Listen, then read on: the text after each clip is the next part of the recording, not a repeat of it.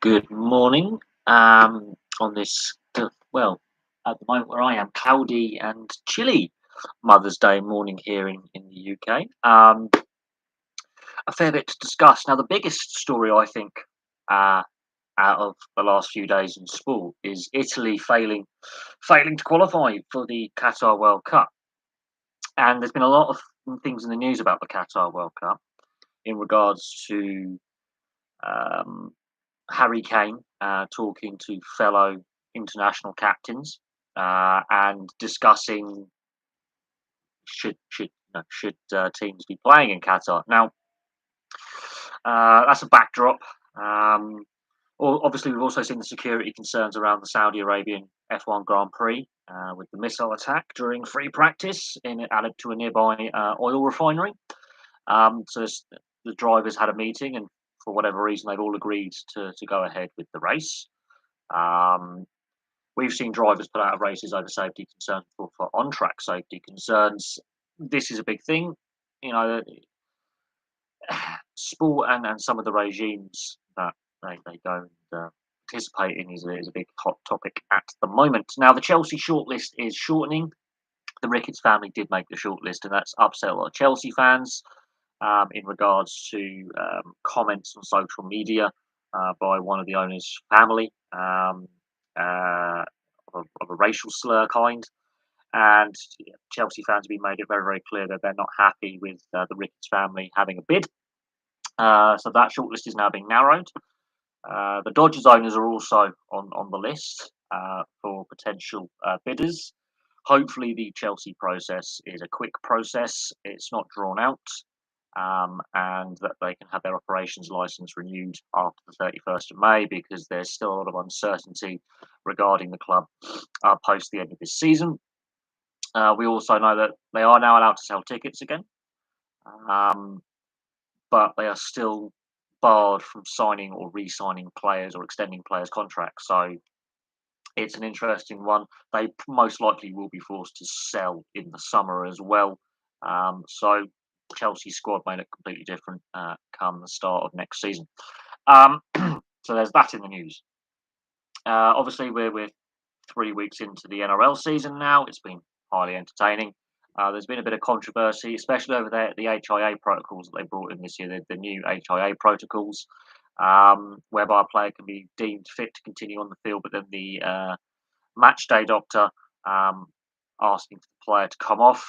We've seen that in several matches and the consistency as well. So the new HIA protocols are causing some discussion within NRL circles. And I'll do my round 3 review later today, and we will discuss how the NRL can get the HIA protocols correct. I'm all for positive rule changes, but it's got to be the implementation that is correct. And over the last 3 seasons, the NRL has brought in a lot of rule changes. This off-season, fewer rule changes. However, the implementation is not being consistent, and it is leaving fans a bit frustrated. So we'll have to see what obviously happens there. Some really thrilling games, some very tight games, some great comebacks, some big blowouts as well, and some coaches still under pressure. So that's something to note. Obviously, we've had the internationals. As I say, Italy have failed to qualify for this year's World Cup, following on from winning the Euros last year. North Macedonia, that's probably the biggest win in their country's short history in international football. Obviously, it's not the first time a big nation has failed to qualify, and it's not the first time Italy have failed to qualify either. However, that's a pretty damning blow to them. Whether Mancini stays in the role or not is we'll have to wait and see. There's got to be some squad overhaul with Italy, I have no doubt. I think Chiellini and Bonucci have, reached the end of their usefulness at international level. Great players that they have been. The social media memes have gone nuts, and the Swiss fans have been trolling them in the stands as well, which is beautiful to see. So there is that backdrop as well. The Women's Six Nations has kicked off this weekend. I was surprised they weren't doing it in parallel with the men's tournament, if I'm being brutally honest. And in regards to obviously the fallout from this year's Six Nations, It'll be interesting to see if Wayne Pibak and Eddie Jones are still there this time next year. A lot hinges now on the summer the summer tours, and much hinges on this summer. Also, big discussion about the structures of Welsh Rugby Union below the international test sides with the four sides of the United Rugby Championship in the domestic competition. The financial issues and the low crowd numbers have been an ongoing cause of concern for quite some time in regards to Welsh Rugby Union. And there doesn't seem to be an easy fix to Welsh problems. They had 5 regions at one point. It lasted a season, the Celtic Crusaders. It was an unmitigated failure. Professionalism in Wales hasn't worked as it has done in Scotland and Ireland and Italy, nations which also have a limited pool of top flight talent. It just hasn't worked in Wales for a variety of reasons. Money is a major concern. Going into the last World Cup, there was concerns that players wouldn't have contracts coming out of the World Cup at club level, so their playing careers domestically were uncertain. Going into a tournament with that kind of backdrop, it was amazing to see how well Wales did.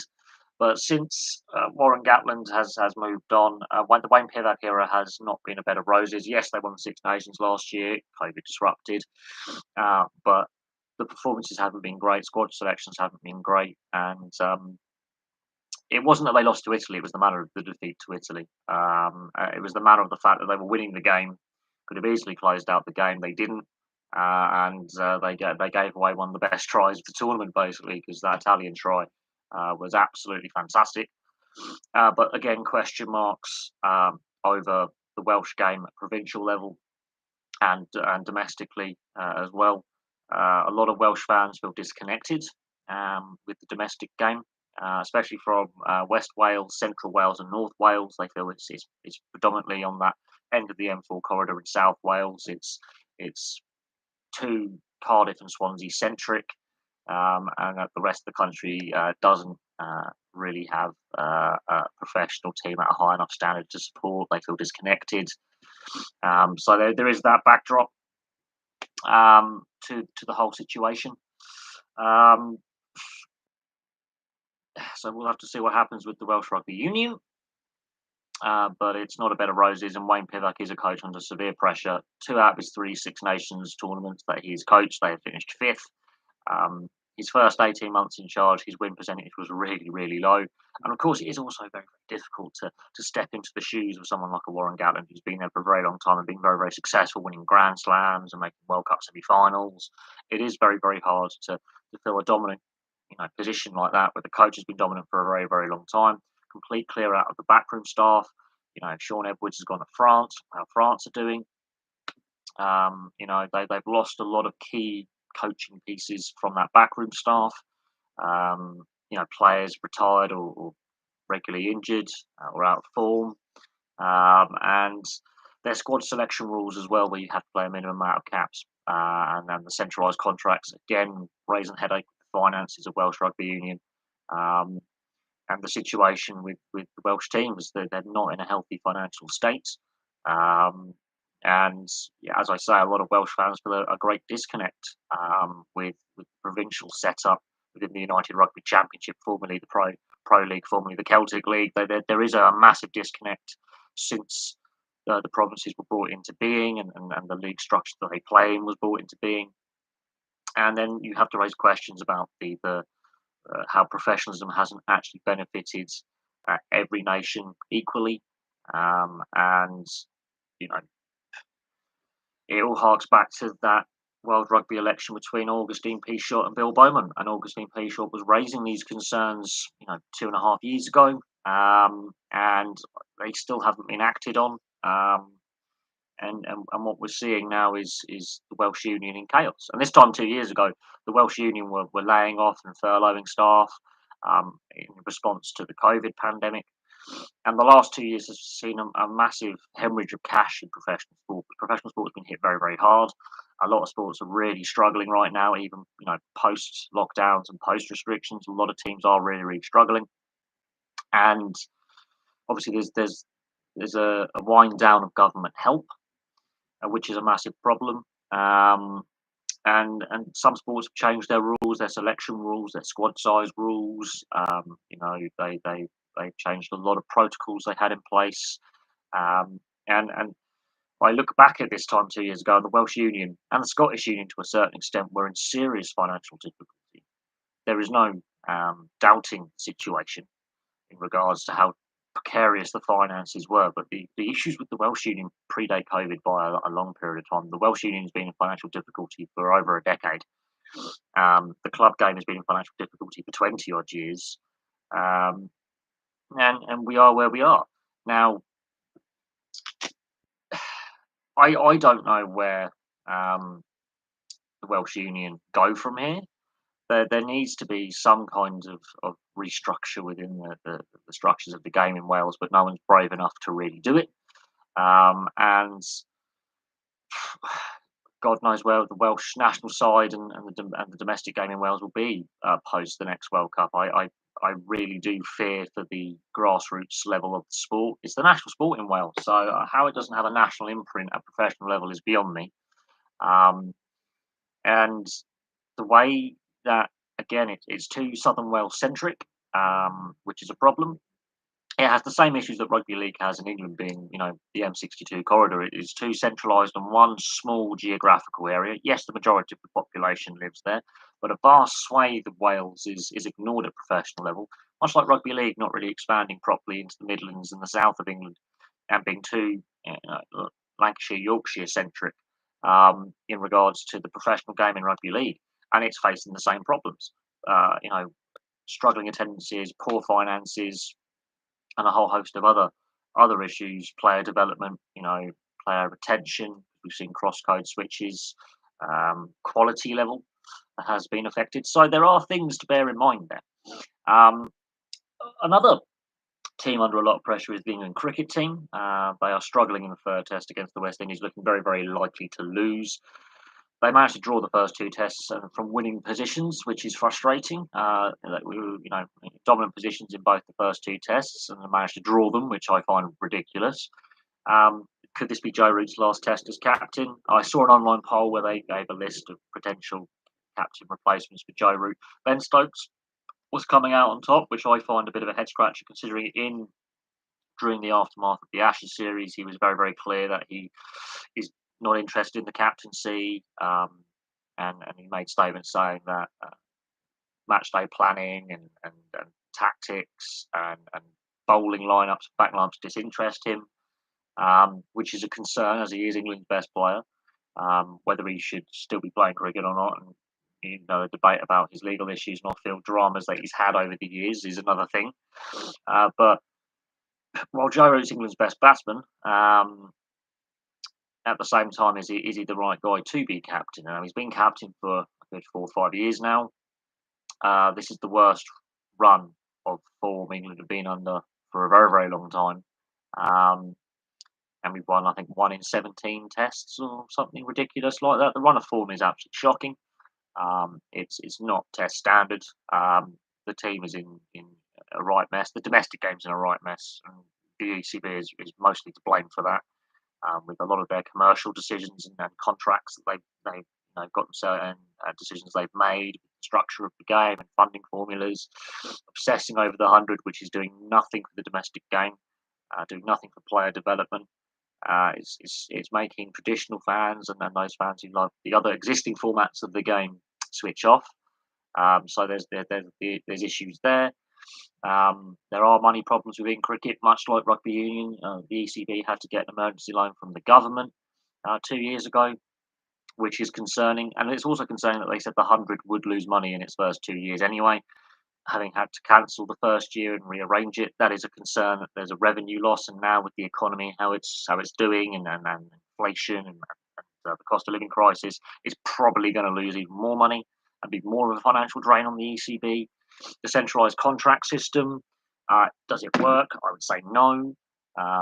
There's less control over the counties, over their players. They lose their best talent for large portions of the year. And on the backdrop of that, we've had the Yorkshire racism scandal, which I think has definitely damaged the national side's unity, morale, the direction the national side is taking. So there's there's a lot of issues within the ECB. They basically tried to copy the Australian format of cricket. Australia that's had its own problems as well, with mismanagement and poor decision making and a whole load of issues over in Australian cricket as well. It's not immune from bad governance and poor financial and economic decisions and poor contracts it's signed. Um, and cricket is a sport in a bit of a mess itself. If we look domestically at the ECB, it's not a rosy picture with the financial situation and the 100 format and the way that the centralised contracts work and the international sides are going right now. It is concerning. But who would you get to replace Joe Root? Would Stuart Broad be a short-term temporary fix for a Test series against New Zealand until a more permanent captain can be put in place? A lot of fans are saying Ben Stokes should go, but if you listen to what Ben Stokes has said on and off the record, I think that would be a very, very bad idea. And I'm not joking on that. And who else would you put in? The match best. I didn't watch the football last night. If I'm being honest, I had a bit of a lazy day yesterday. It's been a long week of work and not a lot of sleep and quite tiring. It's a friendly. I don't really put too much stock in international friendlies. I think the biggest news to come out of the World Cup qualifiers is Italy missing out. Uruguay qualifying again, and I think Ecuador qualified. So there are still teams qualifying. Italy missing out, I think, is the big story from the international friendlies and international qualifiers for the World Cup. Um, 9 months on from their heroics at Euro 2020, obviously delayed to Euro 2021, they failed to qualify. As I said, several big nations would fail to qualify. I was surprised Italy did fail to get the job done against North Macedonia. However, you've got to beat who's in front of you. Now, the North Macedonians obviously have done their job. It's the biggest game in their history, the biggest result in their history since they've been an independent nation from the former Yugoslavia. What do I make of it? It's a friendly. That's all I can say. I don't put a lot of stock in friendlies. If I'm being brutally honest, I think this international window, unless you're doing a World Cup qualifier, really disrupts league seasons. We know next season is going to be heavily disrupted with the World Cup being in December. So I think it's more of a unnecessary distraction where players can get injured. Either in training with a match, players can get suspended as well for various antics. I'm not a massive fan of the amount of international windows we've had. I understand why they're taking place because of where the World Cup is situated and the rescheduling of seasons and less time for friendlies next season. I completely understand that, but Italy aren't going to be the World Cup. That's a shock. Ericsson playing and scoring game was a nice story. Yes, he's been playing well for Brentford since he re-signed. I'm surprised he's still actually playing and allowed to play, but obviously, medicine has improved massively since Fabrice Muamba's, cardiac arrest in the intervening decade. He's not the only player with that little stint kind of pacemaker. Linderhoff's got one. Former Daley Blinn's got one. They still play, but their heart episodes were less severe when they happened. But it is good to see. I mean, look, when I was watching that live with my ex-girlfriend at the time, that was very, very shocking to see. And obviously, I lost my father in a very similar way to a heart attack when he was 50? Was he 50 or 51? It was 12 years ago, so he would have been 51. So that shook me up a little bit. I was surprised the match even resumed, to be fair. But when you're on a tight schedule with a rearranged tournament, the fact that Dane's had a pretty decent tournament, the fact he's playing is good to see. Obviously, he's going to be having more rigorous medicals than other players, but I do think, looking at the amount of athletes, not just in football but in a lot of sports, who've had heart and chest problems in the last few years, even before COVID, there is a concern about player welfare. There is a concern that more stringent medicals need to be done. I remember was it Bowmeister, the St Louis Blues defenseman, he had a similar incident on the bench, collapsed on the bench after skating off the ice after having a shift. He had a heart attack on the bench.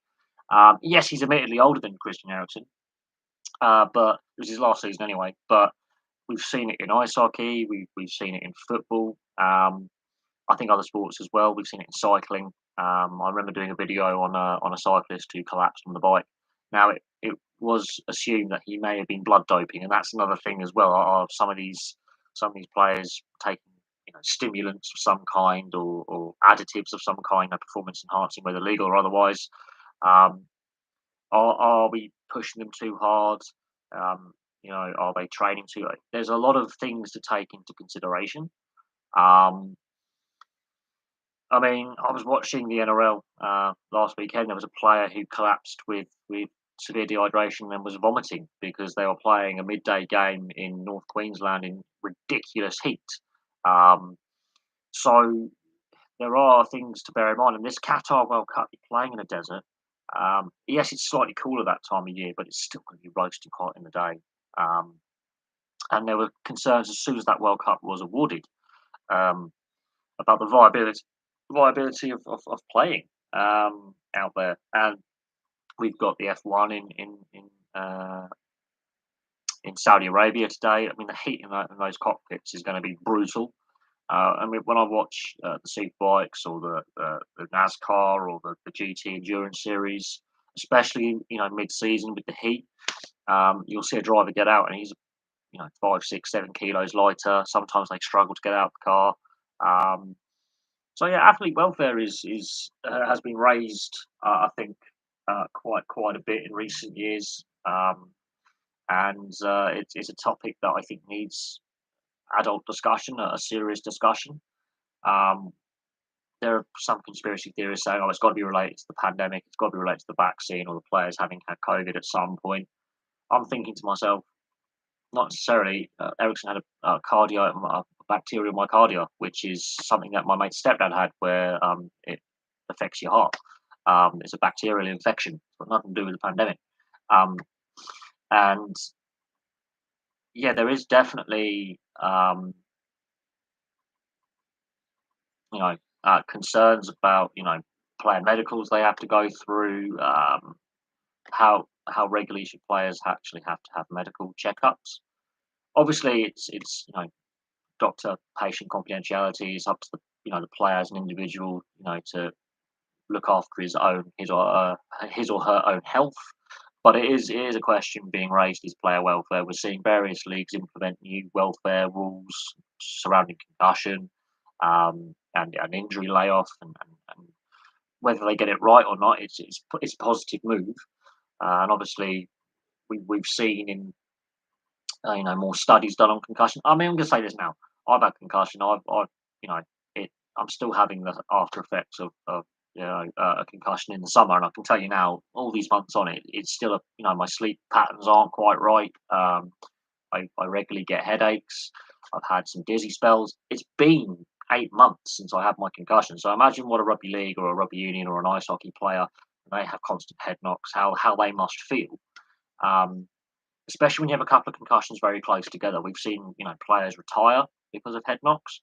Um, and I always use the example, if you follow the NRL, of Boy Cordner and Jake Friend. If you use rugby union, Pat Lambie's a prime example, former Springbok international.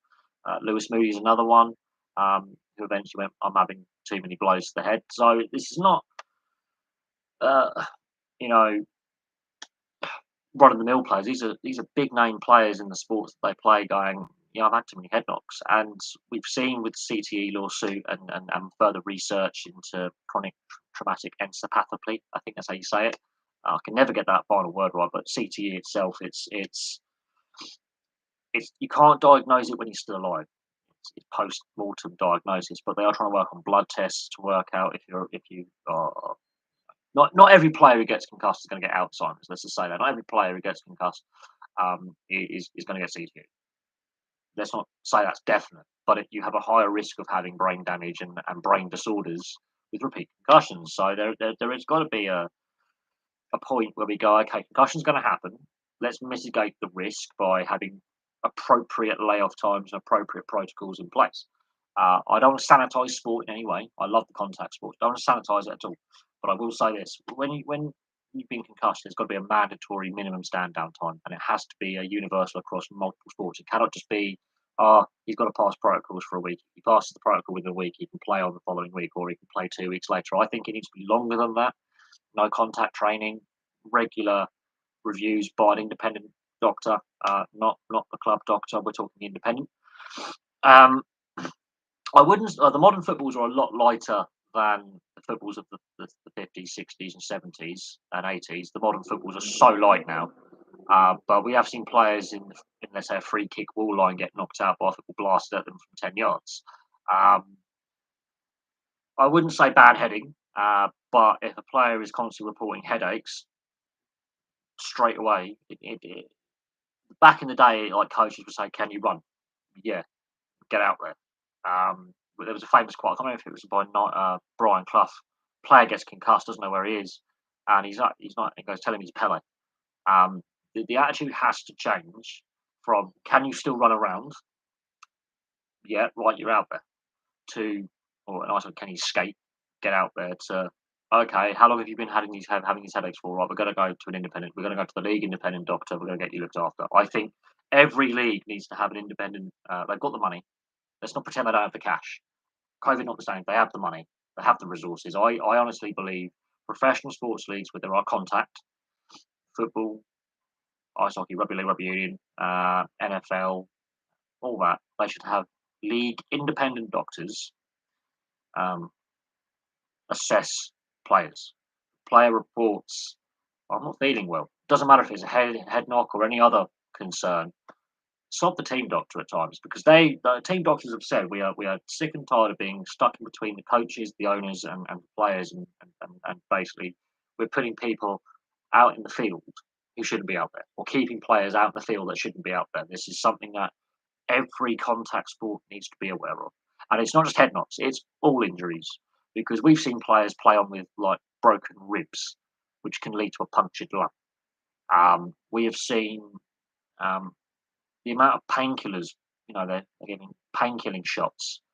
These amount of really strong opioids that players have been given during their careers lead to long health concerns long after they stop playing with liver issues, kidney issues, um, you know, muscular problems, issues to do with your discs in your spine.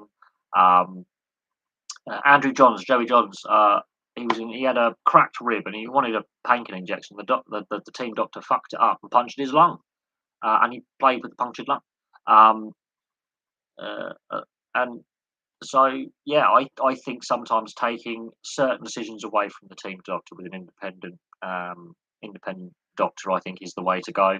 There's got to be resistance from that, but it's a matter of time before a player dies on the field because a secondary concussion can kill you.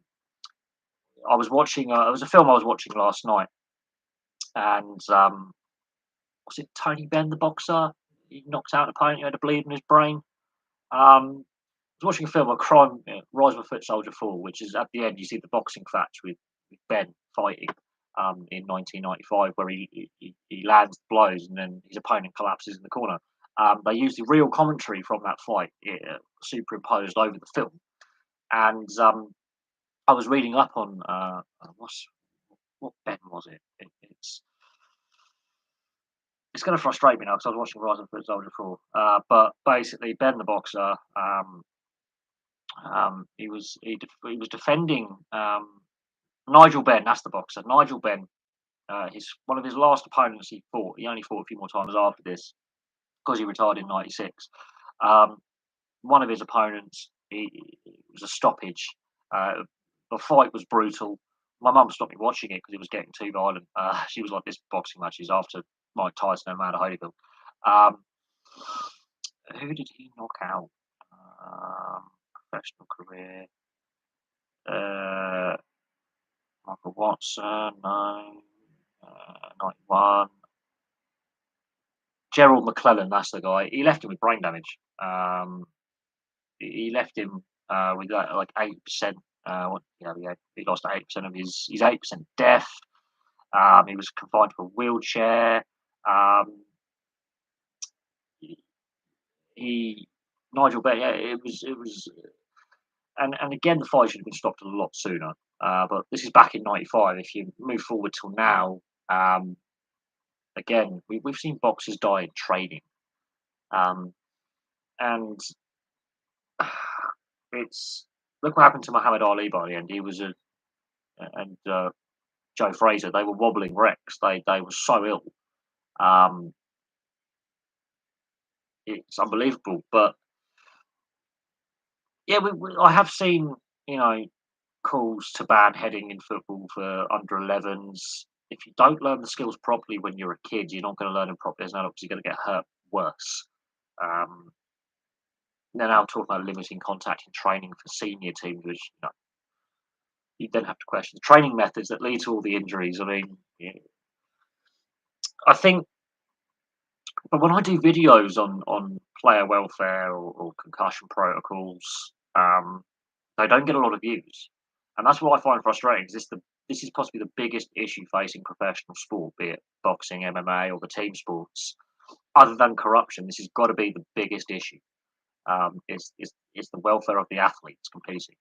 Um, and as I say, it's not all about just concussions; it's about all the other injuries as well. We know of players who come out saying that they have suffered with severe depression, addiction issues, um, lengthy spells on the sidelines with say a shoulder injury, a back injury, a foot injury, and then they're not playing, they're not able to train, they're struggling with their mental well-being.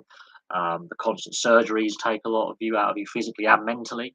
Um, and going to physio every day. I mean, look at Ledley King, for example.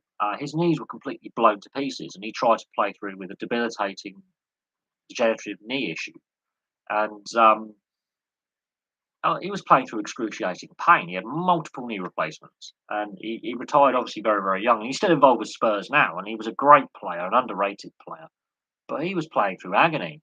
Mario Lemieux, NHL, Pittsburgh Penguins legend. There was a point where his back was so screwed up he couldn't even bend down to tie his laces on his skates. He had to stand on intercontinental flights because he couldn't sit down because he wouldn't be able to get out of his seat. And this is before he was diagnosed with his Hodgkin's lymphoma. His back was destroyed. Yeah, he was still with the best player on the ice, but he was playing through excruciating pains. They were constantly pumping him full of these drugs, which may or may not have led to his cancer diagnosis. So there's got to be a point where we do have the discussion about how far are teams, coaches willing to push their players, their athletes through the pain barrier. Um, I'm not trying to sanitize sport, but I look at it and there's just a point where the player or the athlete welfare is a secondary concern to winning or competing. And we've heard some heroic stories of individual athletes or team, you know, players on professional teams that have played through, you know, shocking injuries, um, and then require. I mean, Nathan Cleary, he was basically playing with a semi-separated shoulder for the second half of the NRL season, and then he obviously wins the grand final with one arm fucked, and he hasn't been able to start this season. He's back in training, but he's had to have a full shoulder reconstruction. He's 25. A 25-year-old should not be requiring a shoulder reconstruction. I'm not going to lie. Kieran Foran, who's currently playing for the Manly Sea Eagles, he's played for a lot of teams. He's played for Parramatta, he's played for New Zealand Warriors, he's played for Canterbury Broad. He's had multiple shoulder operations. He's what, same age as me?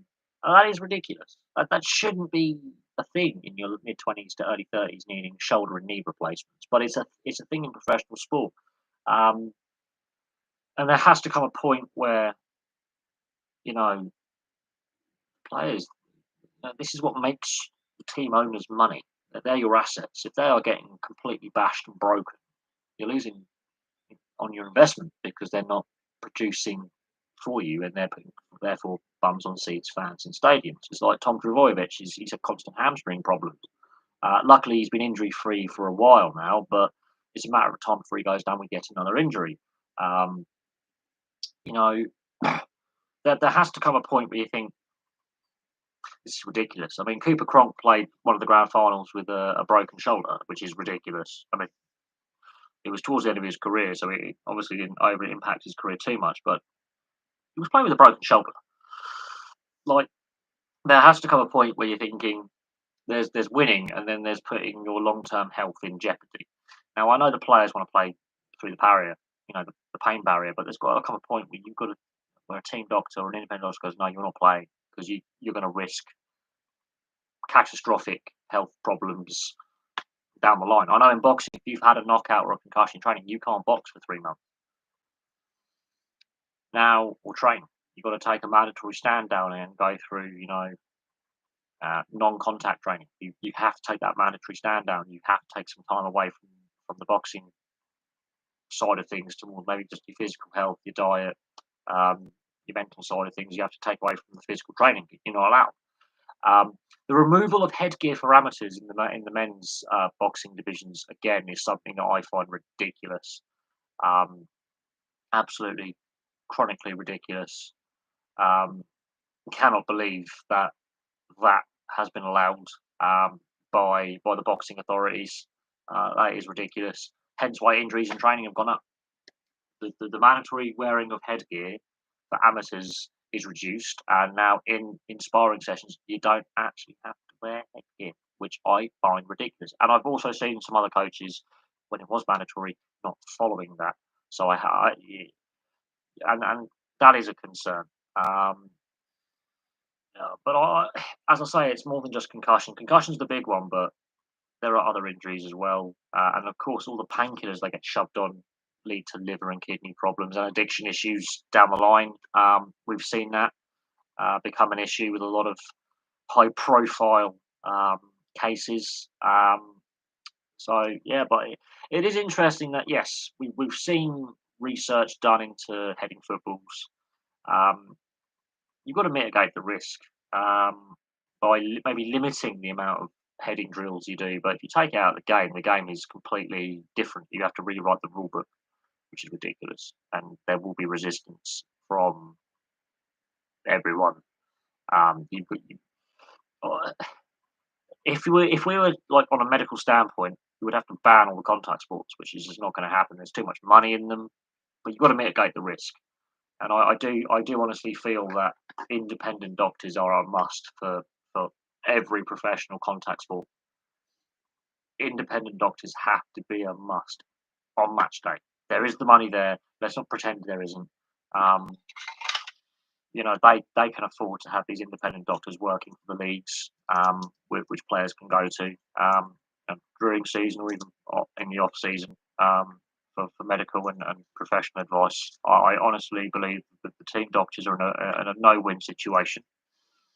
Players need to be safe for themselves, but the coaches and the team owners are putting their employees into dangerous situations that are avoidable. I don't know what you do for a job, uh, but if your employer was putting you into harm's way, I think you would have something to say about it.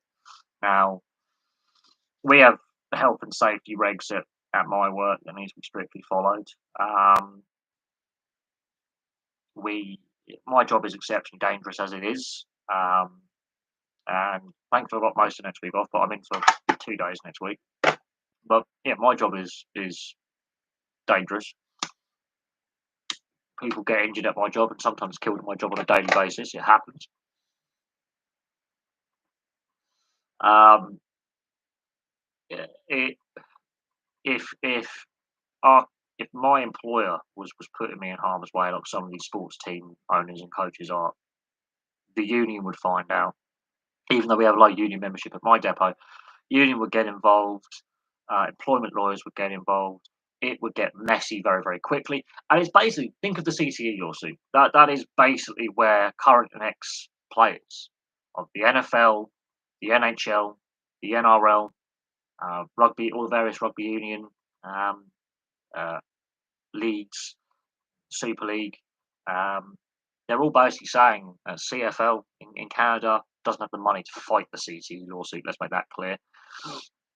Yeah, a lot of these contact sports are facing real hefty legal bills, real hefty legal bills. And I think it's more than just CTE. I think it's the general gist of athlete welfare. It's more than just concussion. It's everything.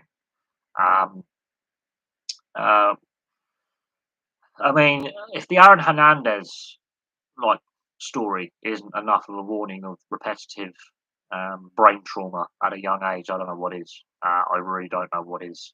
Um, that is, I watched that three-part documentary series, and that generally a made me cry, um, and his sexuality has got nothing to do with it. I mean, well, partly because of the culture within the sport, but it's when he said he wanted his before he killed himself. It's when he said he wanted his brain donated to science. There is a recorded conversation with his family going, "I want my brain donated," because the CTE lawsuit with the NFL was now a thing at the point he was in prison. The NFL players were fully aware. They're not stupid people, by the way. They were fully aware of ex-players um, and family members of former players who passed away bringing this lawsuit against the NFL, and then the NHL ex-players again got into a class lawsuit action against the NHL, and there are still people within the administration of both sports and both leagues saying there is no concussions don't directly. Yeah, they do. I will tell you now, as someone who's played rugby, who's had workplace accidents, who's had concussions, banging your head repetitively is not good on your mental health, your physical health, and what's in here. The only organ that properly repairs itself is your liver. You damage all your other organs, they don't repair themselves as well, if at all. And I know I'm smoking, which is bad, but your liver is the only organ that can re-heal itself. And all your other organs, once they're damaged, they're damaged. Um, Banging your head repetitively is not going to do you any good.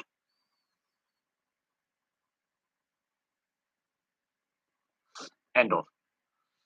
Um, it's not pleasant getting concussed, and I can tell you now, it is absolutely horrible. But it's not the initial bash to head; it's the days or weeks or even months after when you still feel crap and you have restless sleep, which I've had. You get mood swings, you get more likely to be depressed, aversion to light, headaches, blurry vision, you get the wobbles. So you know, it's not a pleasant experience at all. Um, it's quite a unsettling experience. In the post concussion recovery, it can sometimes be really, really quick, and other times it can. I've seen my mate have a delayed concussion 6 hours after he bashed his head, and I'll tell you now that was really scary. He had to take hospital. He had a bleed in his brain. So, if a player, in my opinion, if a player has to go for an HIA, whether they pass it or not, they should be withdrawn from the game and then assessed regularly over the following days, weeks. And if you're a rugby league or rugby union team or an ice hockey team and that's your star talent, so be it. So be it. Because I think that the risks are far too great. And as someone who's had concussions and had mates who's had concussions and all that, I think the risks are far too great. They outweigh the rewards. Um, of it all, I've seen some really bad concussions so far this season in the NRL. I've seen some bad head knocks in the NHL.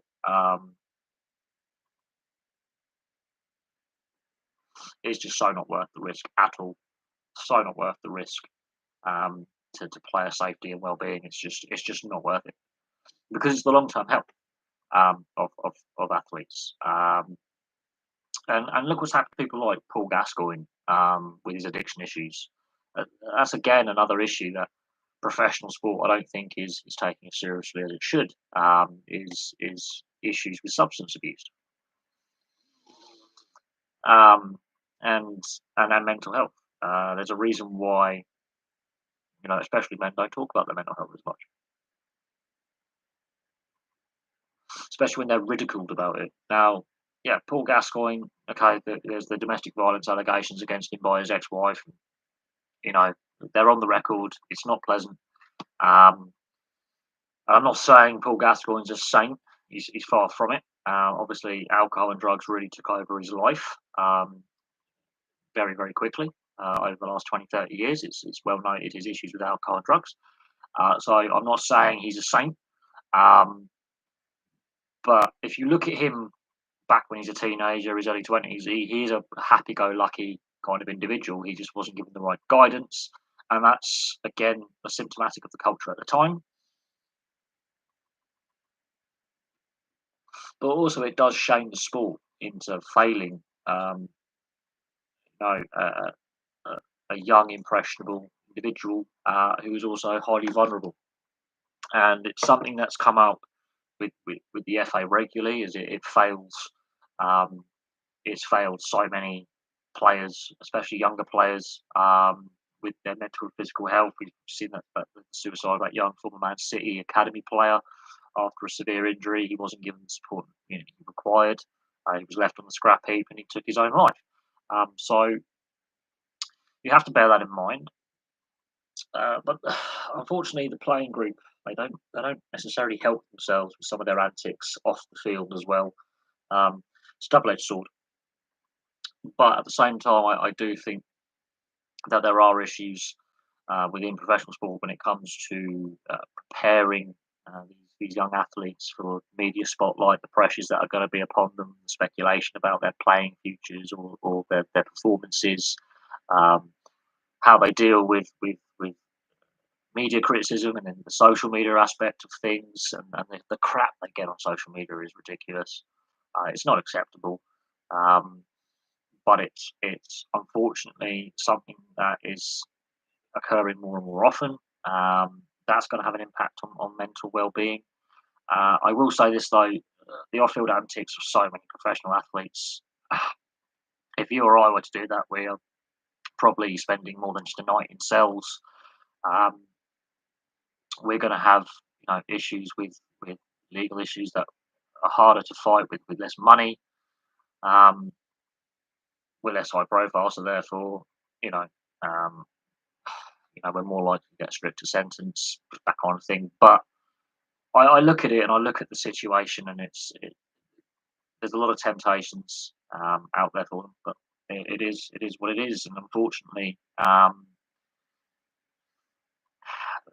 don't know what else to really say.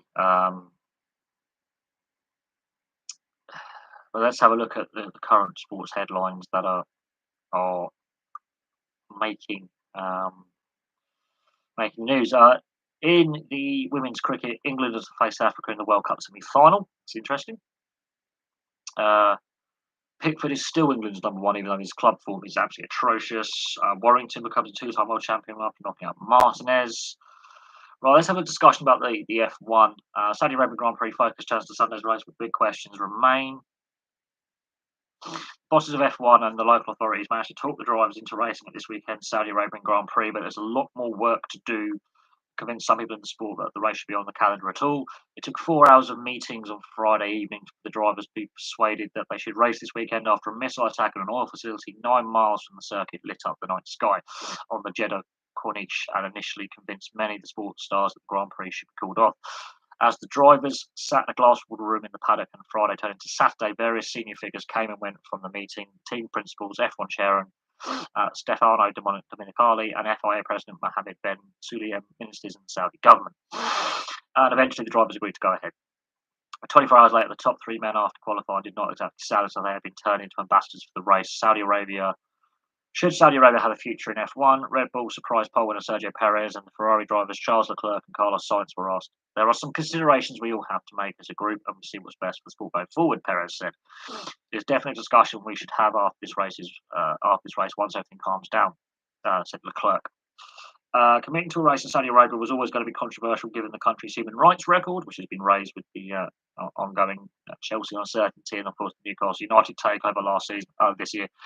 And F1 has sought to get in front of the accusation that it was complicit in allowing the regime to sports wash its global reputation by saying it had secured guarantees from the government in its contract, and it hoped to be a driver for change. Lewis Hamilton put the issue front and centre before last year's inaugural race when he admitted he wouldn't say he was comfortable being there. He did so again on Thursday when he said he had not changed his mind and questioned why progress was not faster. Other drivers are known to have similar concerns, but chose to keep in the background or lacking profile impact, were simply not asked how they felt. But with an oil depot in flames and plumes of black smoke visible from the track, the issue could not be avoided. The strike was claimed by Yemeni Houthis, with whom Saudi Arabia has been fighting a war for a number of years, and the parallels with F1's decision to cancel the contract of the Russian Grand Prix after the invasion of Ukraine were clear. Even F1 boss Stefano Domenicali admitted it. When I saw that smoke just over there, it reminds you of a lot of things we see on TV. It's pretty clear that this was the connection. No one has explicitly admitted it on the record, but it seems that shortly after the end of the second practice on Friday, the drivers were set in their decision to pull out. Mercedes team principal Toto Wolff said the drivers were pretty united in their initial discussions, but when they heard from us and the officials, we were able to convince them that the race was the best thing to do. Really isn't. Really isn't. The day following the meeting, the big question was what the drivers have been told that made them change their minds. All Saturday, bosses talked of reassurances that their safety had been guaranteed by the Saudi government. Rationality over everything, Domenicali said. It has been an intense day of sharing with openness, which is the right thing for the modern to do for the F1. There's been a lot of debate, but security is at the maximum level of attention for all of us. And when you talk to the right authorities, Ministry of Defence and of Internal Security, when we received assurances everything was under control, we needed to rely on that. We informed the teams and drivers we need to move on. We are considering all scenarios. Domenicali's words were echoed by team bosses up and down the pit lane, all preaching from the same party line. The attacks were relatively commonplace in Saudi Arabia. There was one in Jeddah last week while F1 was racing in Bahrain, and always targeted against infrastructure, not civilians or events. But that argument raised questions. How is it possible to guarantee security against a missile strike? If a missile can hit an oil depot, surely another could hit a racetrack close by. Science conceded the drivers have been asking themselves the same things. We were considering all possible scenarios, he said, but in the end, we all came together. It's 20 of us with 20 opinions and 20 considerations, 20 different people talking, so it's always going to take a long time. In the end, we concluded probably the best thing is to listen to the authorities here and then trust them, and there is not much more we can do. Leclerc said it was more of a matter of coming together as drivers to share our opinions and feelings at that moment because it was a tricky moment to say the least. We were concerned about our safety, but also the safety of mechanics, engineers, everyone. Perez said, this is a sport and we're all in it together. None of the drivers were prepared to share details of the meeting's content. It went through several phases, with and without team bosses, and with and without F1 bosses and government officials, and so on. Wolff said that the government made it clear that to us that the worst case scenario was not cancelling the race, but it was that there would be a situation where we were unsafe and at risk. The meeting did not just address whether it was safe to race and the right thing to do, but also the potential consequences of any decision not to, many of which were not known but could be imagined. F1 and the FIA insist that at no stage was there any suggestion from the race organisers or the government there could be any negative consequences for F1 personnel from a decision to cancel the race, delays to freight or staff in the country, for example. But it is not the same as possibly of never-ending discussions between some of the parties at some stage, which BBC Sport has been told it did. Saudi Arabia pays one of the largest race fees on the calendar, $70 million a year. Money talks. And has one of the longest contracts. The country also pays for advertising at tracks for its national oil company, which is one of the sport's biggest sponsorship partners, and is working with F1 on fully sustainable fuels for sports plans to produce in 2026 as part of its plan to go carbon neutral by 2030. But the link with Saudi Arabia always was going to carry risks. The reputational ones were already understood, and F1 had always had an argument for that. But Saudi Arabia and some of the other Middle Eastern countries share the same values, the same culture as we do in Europe. They don't. Are they where we want them to be? No. Can we put the spotlight into this place by racing here in F1 and making these things visible, making it a better place? I still think so. No, you can't. I would rather come here and make the spotlight shine on the region so it needs to be in a better place rather than say I'm not going there, I don't want to hear anything of it. But a missile attack at full view of the racetrack on the actual race weekend is something else. There seems not to have been factored in, and if it was, no one told the drivers. I love going to Tel Aviv, Wolff said, but if you are in Tel Aviv, you're pretty used to situations where drones are being flown over. It goes both directions. There wasn't any attack into Saudi Arabia that caused any civilian casualties, as far as I've been told, for a long time. So that's why we just need to understand that it's culturally very different to how we see our Western cultures. For us, it is acceptable if 10 miles away there's a drone rocket that is going into a petrol tank. Certainly not, but these things happen here. By Saturday evening, people in F1 were trying to move the conversation on, but even then there was an admission that the issue was not going away. I think it's time to focus on the race side, said there will be plenty to discuss in the future. There were lots of other topics on Saturday evening after qualifying. Prime among them, fresh concerns about the safety of the track following the massive accident that has ruled Haas driver Mick Schumacher out the race and Hamilton's worst competitive performance for 13 years. Hamilton gave us succinct answers on the topic, which he blamed on a wrong setup direction that gave him a lack of rear grip in a Mercedes car that's already struggling for competitiveness. He was also asked about the overarching issues of the weekend. I'm looking forward to getting out, he said. Yes, so the F1 situation, they've gone because the money's, it's 70 million. They've gone because the money's there. Oh, this is just breaking. The RFU was to target an English successor to Eddie Jones. Steve Borthwick, Rob Baxter, and Richard Cockerill have all been linked with the role of England head coach. The next England head coach should be English, says the RFU.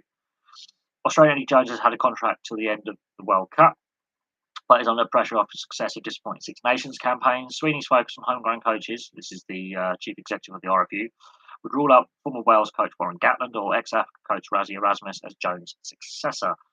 The preference would have to be an English setup. We believe we've got such a wealth of English coaches in the game. As a leading rugby nation, we should be developing English coaches and an English style of play. The RFU is already exploring who might step up to the national team role and aims to have secured a new management team by the summer of 2023 to enable a smooth handover from Jones. Eddie Jones is not getting extended, it seems. So he says that the next head coach will not necessarily have previous international experience, opening the door for an approach from Rob Baxter, whose contract with Exeter expires in 2023. Leicester's Steve Borthwick, who worked as forwards coach under Jones for 4 years, and Richard Cockerill, who fills the same role currently, are also contenders. Jones was the first overseas appointment as England head coach. Since his arrival in early 2016, he's led the team to 3 Six Nations titles and a Rugby World Cup runners-up finish in 2019 in Japan. The RFU chief exec, Bill Sweeney, has defended his decision to stand by Jones, insisting that England are heading in the right direction despite indifferent performances and poor results recently. So there's that. So yes, the next England coach will be English. I don't necessarily think the foreign experiment has actually worked. Now let's have a look at what they're saying about the England-Switzerland match. Harry Kane moved level with Sir Bobby Charlton of 49 England goals as they came from behind to beat Switzerland in a friendly at Wembley. It's a friendly. I put no. I don't really worry about friendlies too much. I think there's too many of them. I think the card needs to change. England were grateful for the action of Pickford. Unconvincing. It's a friendly.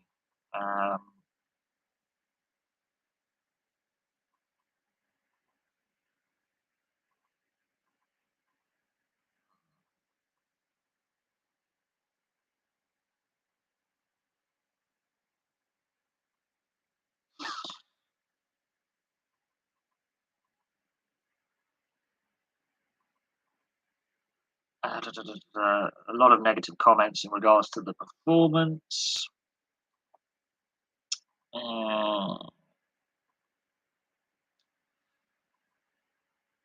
Republic of Ireland on a friendly draw with Belgium.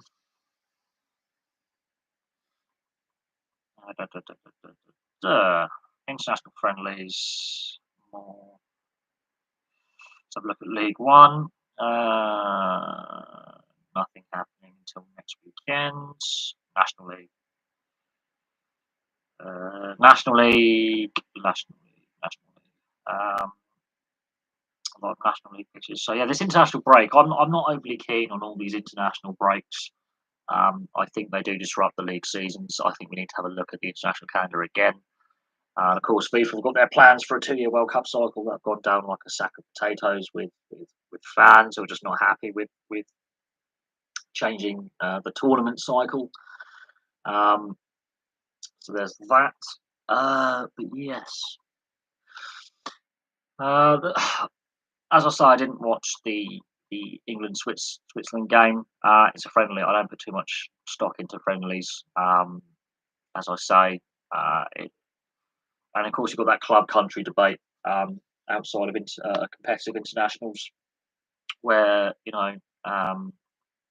the risk of injury to players, more games played, so fatigue for players. We have to start looking at player welfare and how many games they're playing per year. Of course, you've got these players who have Iron Man streaks who never miss a game, who play every minute of the season. I honestly think that kind of Iron Man streak kind of thing is going to come to an end at some point. I don't think it's sustainable with the amount of games players have to play now. Um, I can't see some of these Iron Man streaks ever being broken for competitive repeat appearances. I think they're going to go by the wayside, if we're being brutally honest. In regards to Italy failing to make it to the World Cup, that is a bit of a shocker. But Portugal may fail to yet qualify as well. So that it big nations aren't going to be up for World Cup. Let's be honest on that. It's not the first time Italy haven't qualified, but by the next World Cup, it would have been 12 years since Italy had qualified for the World Cup. So there are concerns about the Italian system and development of players now. I think they've got some good young talent coming through, but I think they're in a transition period of the Euros. They just peaked at the Euros and they couldn't, you know, the Euros distraction, replicate that form in World Cup qualifying. But it just shows how hard it is to actually qualify consistently and back up international success and win consecutive tournaments. It's very, very hard. There's that. In regards to the Qatar World Cup, there's already rumblings about discontent within the playing ranks in regards to the tournament. That has to be a cause of concern. This has been the most controversial build up to a World Cup we've ever seen. And with what's happened in Saudi Arabia over the last couple of days, security concerns are going to be paramount. There has to come we'll have to see what the crowd numbers are like, how many fans end up going, and the quality of the product we see. I've been saying this now since they announced it was going to be a winter tournament. If the South African World Cup is anything to go by, playing in the Southern Hemisphere winter, it could be of the quality of the South Africa World Cup, but it may be of really good quality because we're midway through the season and the players are fresher. You just don't know. But with the uneasiness within the playing ranks, that's got to be a cause of concern. Another thing that has come out of the last week or so is the FA Cup semi-finals. Obviously, Liverpool Man City is one of the semi-finals. Both clubs have put in a request to the FA that the semi-final be moved due to there being a lack of public transportation on the day to get to London, with the engineering works at Euston Station, just on the exit to London. The FA has been aware of this since 2019. These are long-planned engineering works and improvements to the rail network around Euston Station, northwards out of London. Long-term planning gone into this, and the FA have refused the request by the two clubs to have the semi-final moved to a neutral location that is easier for accessibility for their fans. That's not going to go away. The FA have to put on 100 buses per club for fans to get to the stadium. That in itself is not enough. I think that the clubs are justified in the travel concerns and the logistics of getting to and from the game. Unless they travel, the hotel space is going to be limited. It's not a good look considering that the other two clubs are London-based and their fans are predominantly London-based. It's not a good look. There are growing calls from even neutrals to say that to play at a neutral ground. There are plenty of stadiums in the north of England and the Midlands that could host an FA Cup semi-final. Obviously, Aston Villa Park has traditionally been one of the locations as the neutral ground for the semi-final to host games in the past. The FA refusing to move the Liverpool Man City semi-final is frustrating. It shows that money talks, and that we as fans again are left as a secondary concern. That is just not a good look at all. That is really poor by the FA, in my opinion. we could see one of the lowest. We could see very low attendance, basically. There'll be fans by hook or by crook who will make it, um, but I would prefer to see a fan boycott in response to this. The FA has yet rejected the application by both Liverpool and Man City to have the FA Cup semi-final moved to a neutral location. It doesn't matter what stadium in the north of England, but they both clubs have asked for it to be played in a neutral location. So there is that. Imagine North Macedonia making the World Cup. They played at the Euros, so they have now qualified for international tournaments. It's not within the realms. It's not without the realms of possibility they can do it. As I said at the end of the Euros, when we were looking at World Cup qualifying, big nations were going to miss out. Portugal aren't guaranteed to get through. Sweden, for example, aren't guaranteed to get through. The Czech Republic. These are some big nations historically who've done well in tournaments, not guaranteed to make it to Qatar. But we've seen a lot of headlines with Harry Kane talking to international teammates, both for England and other nations within the Tottenham squad, and other international captains and international players with other Premier League squads about their concerns about going to Qatar. If there is unrest within the playing group of multiple nationalities, there is concern. I would say it possibly is the equivalent of Latvia going to 2004 Euros and Greece winning it. You could argue that, yes, but I think at some point nations have to have their breakthrough tournament. Albania have played at a couple of Euros now. North Macedonia played at the last Euro, so they are a team on the up anyway. This is not a team that can't qualify for tournaments. They prove they can qualify for the Euros. So they're a team that I think have had their breakthrough tournament at last year's Euros. I think, yeah, they're in the right direction. Italy, I think they peaked before the Euros with their long winning streak. So they carried on into the Euros and they couldn't replicate that form in qualifiers because it's a different atmosphere and it's a different style of football you've got to play in qualifiers. It's not as intense. But it does raise concerns about Italian football going forward. By the next World Cup in the US, Canada, and Mexico, it'll be 12 years since they last qualified. So they have to get the next 4 years right. Whether Roberto Mancini is out of a job after this, who knows? I don't think he should be. In saying that, yeah, you could argue that maybe Mancini's time with Italy is at an end. We'll have to see what happens with the Italian FA and what they decide to do. But if Mancini becomes available and Man United are looking for a manager, think of that. Imagine him winning Premier League titles with both Manchester clubs. I can't think of a manager who's managed both clubs. I can think of a few players who play for both clubs, but I can't think of a manager doing it. So if Mancini became available as a manager, Man United it would be ridiculous not to approach him. In my opinion, if Mancini suddenly became available in the management side of things, I think it'd be ridiculous if Man United didn't put an offer in towards him. With what he's achieved in the sport. Could his coach Man City be a negative? I think the fans would take anyone. I think we'll have to see what the Italian FA decides. But if he became available, Man United would be really stupid not to at least negotiate with him about their managerial vacancy. I think he has to be on the shortlist.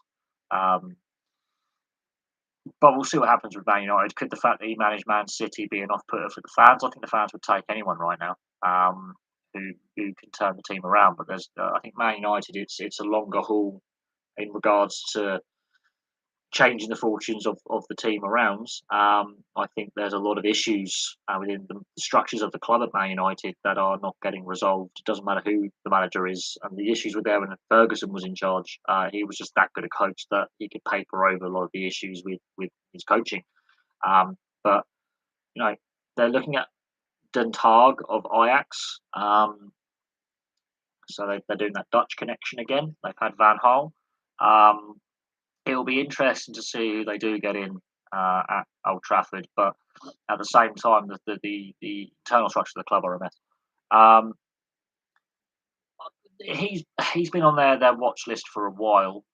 Even when Van Gaal was managing, and he's been on their watch list as an up and coming coach for quite some time. Um, it's whether they're going to give him the free rein to change the structures. You're going to have to change the structures behind the scenes within the club, and I'm not so sure that the Glazers are willing to change their business model and the club structures that they have in place. It's up to the ownership now to make the structural changes because you can put any manager in there, and the managers they've had, Van Gaal, Solskjaer, and Mourinho, have won trophies. People go with Solskjaer, he's won in the Norwegian league. It doesn't matter. He's still won silverware with another club. So the three managers they've had in after David Moyes have all won silverware at other clubs. Now, Mourinho and Van Gaal managed to bring silverware to Old Trafford, not the league, however. And I think that is something that needs to change. I mean, Solskjaer got to a European final. The thing is, it doesn't matter which manager you put in. And they weren't inexperienced. They had managerial. Mourinho and Van Gaal have got several decades between them, and Solskjaer has been coaching for a long time as well. It's not as if he was like it's his first ever job in football management. I think that was his fourth managerial appointment in his managerial career. So it's not as if he has no experience. And all of them had the same issues: issues with the squad structure, issues with the egos within that dressing room, overpaid players, um, issues with the club structures behind the scenes, going up to Ed Woodward and then the Glazer family. So we'll see what happens there. My thoughts on Lewis Hamilton not making it to qualifying too. I think the Mick Schumacher accident is the big concern. There have been concerns raised over the track safety with the new regulations with the cars behaving as they are, with the cars, wallowing, as I'll call it, oscillating, I think so. And Lewis Hamilton, I'm kind of glad he's now in a crap car. Now let's see how good a driver he actually is. I think Lewis Hamilton's actually overrated because the car he's had been mechanically the best. Now he's in a less competitive car. Let's see how good a driver Lewis Hamilton actually is. You take away his fun toys and give him a crap toy. Let's see if he wants to play with it. Now we're going to see how good he really is. Because he's going to be battling against guys in the mid pack, which is the most dangerous place to be on the starting grid in the first opening laps. He's going to be battling against guys who go wheel to wheel with each other. And we're going to see how good a driver he is. Is it competitive again? The regulations have mixed things up. There are teams, the teams are all mixed up now, which I think is a positive out of the regulation changes. Although Ferrari and Mercedes were digging their heels in over these regulation changes over the last couple of years. Am I a fan of Liberty Media's direction they're taking the sport? They're making it less accessible. On top of, with the new Sky Sports F1 package, it's an extra 18 quid a month or 25 quid a month on top of your Sky Sports package. So you're paying even extra on a subscription to get it. And with the economic situation we currently find ourselves in with the cost of living crisis and then price rises, which I will do a video on the other channel, I think. I don't think they should have gone to Saudi Arabia, but money talks. I read an article about the Saudi Arabian Grand Prix earlier in the stream just before you came on. They pay 70 million a year, and they've got a lengthy contract, so F1 can't easily get out of it unless there's civil war in Saudi Arabia. Or I don't think they should have gone. We've seen the term sports washing. No, they've been going to the Middle East to Bahrain for a long time and Abu Dhabi for a long time. MotoGP's been going to Qatar for a long time. So international motorsport's been going to the Middle East. It's only recently in the last couple of years that Saudi Arabia has gone onto the international motor racing calendar. And out of all the Gulf countries, Saudi Arabia's got the worst human rights record of the lot of them. And with the ongoing situation in Yemen, where the Saudis are supporting the Yemeni government in their civil war, parallels can be drawn with the Russia-Ukraine situation. I'm not overly keen I'm not overly keen with the situation. But I've not watched F1 for several years now. I'm glad I haven't watched the circus that it's become. And the way the drivers' concerns were just the brushed aside by their team principals. The team principals obviously are aware of the contract that has been signed by the FIA and F1 with Saudi Arabia and the value of that contract.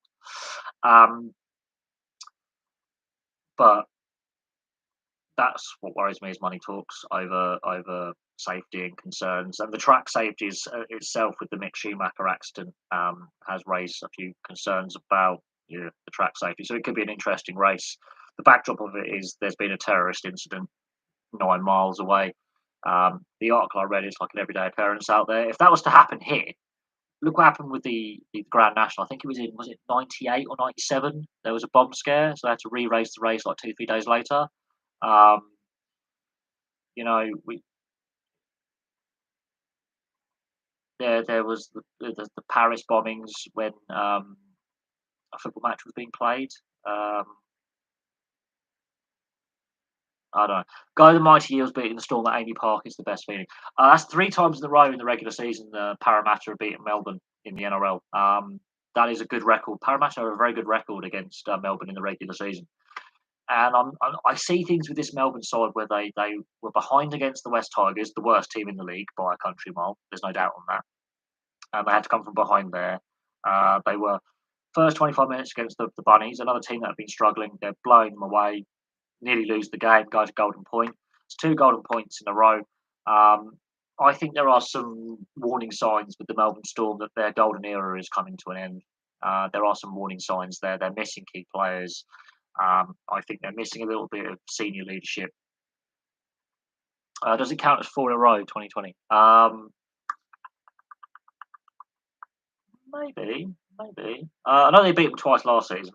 They were the only team to do that. I think I can count 4 in a row in the regular season. Then I know 2020 is the asterisk season with the COVID disrupted season, but I think there are a few red flags with Melbourne Storm this season. They don't look as convincing to me as they have been in previous seasons.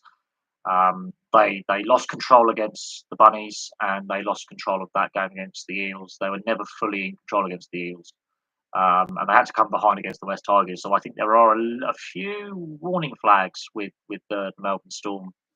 Could their era of dominance be at an end? Because the Sydney Roosters, I think they've been a very dominant side as well. I think again they've lost a lot of key players in leadership positions in the last few years through retirement and injury. I can see both the Roosters and the Storm being still in the top 8, but yeah, but it is 3 in a row, and it's 4 in a row in the regular season that Parramatta have beaten Melbourne. I wasn't counting finals losses, but that's 4 out of 5 games that you've won against them in a row. So in the last 5, you won 4 of them. I think Parramatta are Melbourne's bogey side at the moment, if I'm being brutally honest. And that was a bad defeat for them as well, a real bad defeat. Difference is that Bahrain is a good track. I wouldn't say Bahrain's the best track.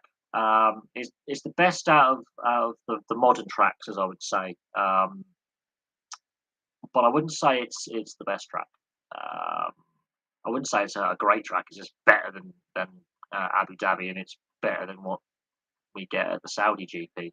I'm not a fan of the modern design tracks in the last 15 or so years.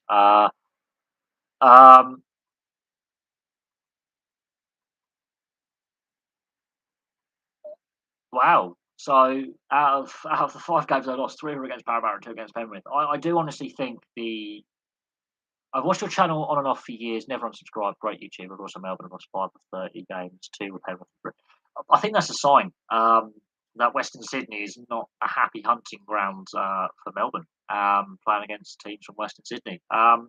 Look, Penrith are a class outfit. They're not playing overly well at the moment, but they've won their first 3 games. They're winning whilst not playing at their best, and they are missing key players. And Parramatta haven't got. I don't think their squad isn't as strong as the last couple of years. So if that in that case, yeah, I think Melbourne. I think they look a bit vulnerable. they look vulnerable. Now, whether they can improve their game management and their performances is something. But I'm glad that you've been a subscriber, obviously, for a while. Obviously, with the content I do, it's multiple sports. It's not just one sport. I suppose that's a key point. So if you're an NRL fan, you might not want to watch rugby union stuff. If you're an F1 fan, you might not want to watch European soccer. If you're an NHL fan, you might not be a fan of some of my NFL or NBA or Major League Baseball content. So I've got to try and obviously balance what I do. Um, and having a full time job, which takes up 5 days a week. I mean, this week I've got 3 days off, so I can devote a bit more time to the channel. And I might try changing my lighting a little bit. I've got 3 days off this week, so I might change the layout of my flat a little bit. I might get the whiteboard back out again, which is just down by my feet at the moment. But it's got loads of important document stuff attached to it, magnets. So maybe not. Um, it's a difficult one trying to balance it for all sports and give coverage to all the sports that I enjoy. Um, uh, I've obviously got to do my RAM review at some point. I'll probably do it on my day off, my first day off, first or second day off, because I've got so much to do next week. I do try. I mean, I'm doing it as a hobby. We've now passed 880 subs, so I'll do a video in regards to that. It's it's been a fun 5 years. And it'll be 5 years next month that I've been creating content. It's been a fun 5 years. There's been some ups and downs. I think the change to YouTube monetization policy is frustrating. I've covered that. Their change their terms and conditions is frustrating. I used to meet the requirements, now I don't. It is what it is. The algorithm doesn't help. So the more help I can get from my subscribers, recommending the channel to friends and then relatives, it goes a long way to help grow the brand and grow the content, and get back to monetization. Because what made me stop? Okay, because we'll have to go back in time a little bit. The year before, I already had a YouTube channel, so I could subscribe to channels that I liked. I had no content. Um, and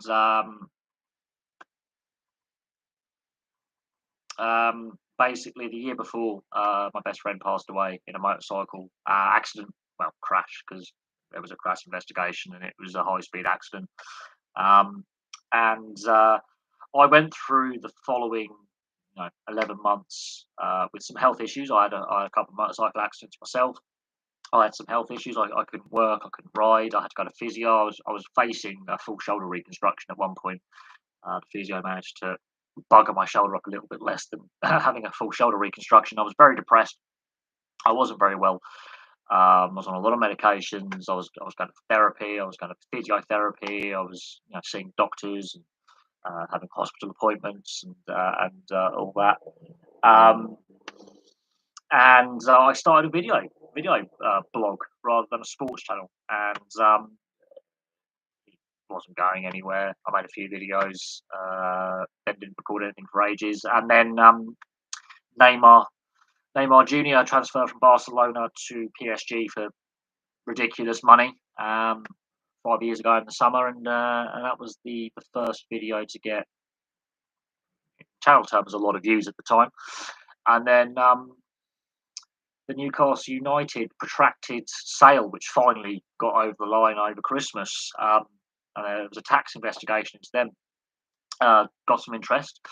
And then the Mark Sampson England women's football manager getting the sack was the first one that got triple figures in views, and it went from there. And I decided to change the name of the channel to what it is now, and do sports content. And then the Rugby League World Cup came along in 2017, and that's where the channel exploded from a handful of subscribers to hundreds in a few days. 2017, October 2017 through till the summer of 2018, the channel's growth was really good. And it's not been on the same level for views and growth since. It's frustrating. It is. I would obviously love to be monetized and doing this full time rather than having to work as a garbologist. That is the official term for my job, but dealing with household waste and doing the rubbish collections 5 days a week. I'd much rather be doing this and healing my shoulder up and able to get my shoulder fixed and go through the physio and then the rehabilitation of that. But I've had to delay surgery to the point where if I was to go for surgery, I'll be on a waiting list for years. And I do need to get this fixed because eventually my shoulder will stop working and I'll be in absolute agony. And I have had problems with it for the last 5 years. It's been getting better and getting worse depending on how I'm doing. Um, but yeah, I would love to be doing this full time. And earning enough money to do it full time and justify not having to go to wake up at 3 o'clock every morning and go to work and slogging it out. I would love to do this full time, but at the moment it's not the case, which is frustrating. But I was basically I started it because I was frustrated. I was not in a good place, and then there's a couple of channels that I subscribe to that basically inspired me to go actually. I can give this a go, and I haven't looked back. I don't upload as much as I used to. I think obviously now having my own place, this is my second flat that I've had, and having to focus on paying the bills and getting work done and you know focusing on living. It takes out of you. I mean, I need to obviously get a better laptop. I need to get a better webcam. I know that. Um, it you know obviously that's something for the future. Um,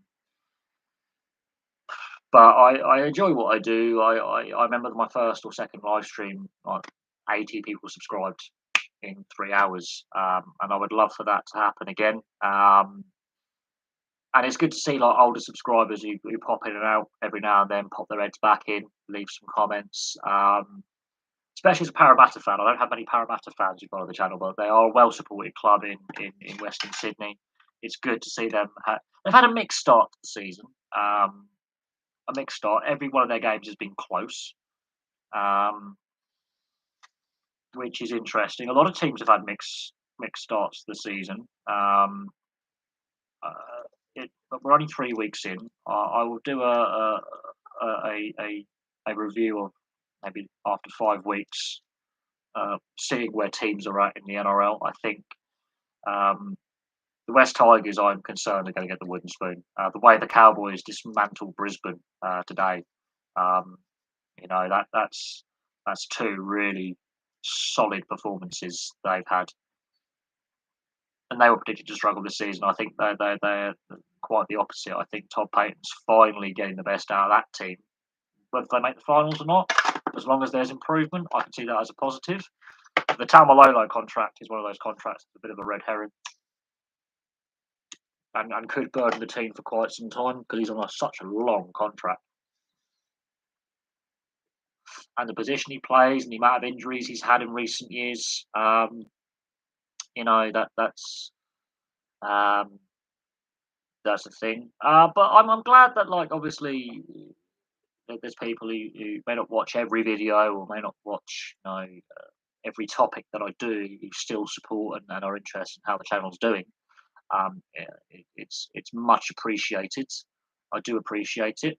I do know I've got a lot of subscribers in Australia and New Zealand, in the Pacific Islands, and I'm very thankful for your support. Really thankful for your support down under. I really appreciate it. I think, yeah, I've really enjoyed making content on this channel for a long time. I've enjoyed the community that we've got here. I'm very proud of the community we have here. I just wish it was bigger and monetized and I could make a living out of it and I didn't have to do a crappy job that physically is knackering. Like it's absolutely knackering doing what I do. Long days. I get my afternoons back by early starts and it does take it out of you after a while. But yeah, I absolutely enjoy doing what I do. I appreciate the support from new and existing subscribers. And yeah, as I say, one day hopefully we crack 1,000 subs, we start making money, we start growing quicker. Um, but it's the way the algorithm works, it's the way the monetization policy works. I think that's more harmful than helpful to the community. I think some of the decisions YouTube's made in the last few years are a bit of a head scratcher, um, and the changes that some of the changes that they've made to the platform in recent years, the issues with advertising revenue. It all has an impact. What's happening economically with price rises and the cost of living crisis and the fuel costs. It's going to be a tough year. Going to be a tough year. I'm kind of glad with the fixed rental contract I have. My rental outlay isn't going up this year, but all my other bills are going through the roof, and I don't know what's going to happen. I'm having to sell items. Yes, yes, my motorbike's getting sold. My Some of my sports memorabilia is probably getting sold as well, which is a bit frustrating and a bit sad. But I haven't added to my jersey collection in quite some time. For a couple of years, I just haven't had the time or the money. Would I happily add to my jersey collection? Absolutely. I'm more than happy to add to that at some point. But I just don't have the time and the money to shop around. And the cost of jerseys now is ridiculous. Everything's gone up in price. Very hard to find a cheap deal anywhere at the moment. I've never paid full price for a jersey. Let's just say that. But it's the cost of it. There's that's got to be factored in. So yeah, I think with YouTube's new regulations making money will be very difficult with most YouTubers making their money through merch. Yeah, I don't know what the percentage is. I know out of super chat, a proportion of super chat goes to YouTube. Obviously, Teespring they take a cut. Pay promotions as well.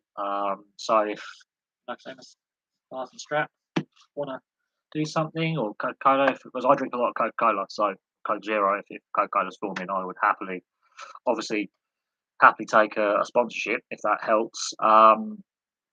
It is difficult.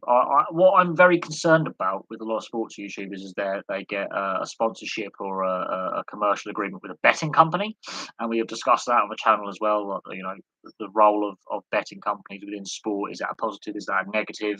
I'm more inclined to say negative than positive with some of the stories coming out of gambling problems with players and match fixing allegations in certain sports. There is that to bear in mind, and I have my reservations on the betting companies sponsoring sporting events, but it is what it is.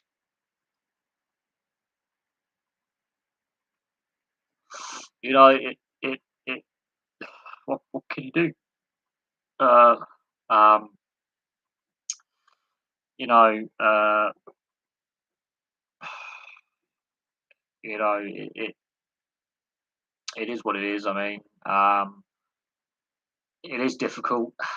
Obviously, if you watch my normal content that isn't live stream, I've stopped swearing. I've completely made it so PG, it's unreal.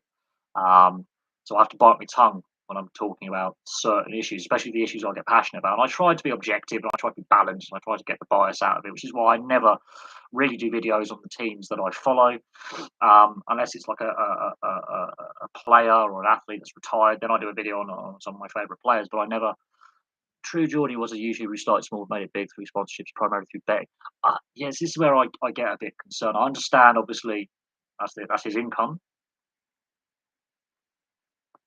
and I love fan channels. I do find them refreshing. I am subscribed to several fan channels on a variety of teams and sports, where they follow their club passionately and they devote their time to their club passionately. And fair play to them. I'm not a fan channel. I try and distance myself from being too biased towards the teams I follow. I try and give my objective opinion on situations. Like, look how I follow the Major League Baseball lockout. I'm not a Major League Baseball fan. I have no invested interest in that league or that sport. But I have subscribers who are baseball fans. I have friends who are baseball fans. I've got friends who actually play amateur baseball in this country. I've got a work colleague who plays baseball. So I know people who like Major League Baseball, and I know subscribers who are on this who subscribe to this channel who follow Major League Baseball. So um, I'm very mindful of that fact. So I thought, this is important to a lot of people.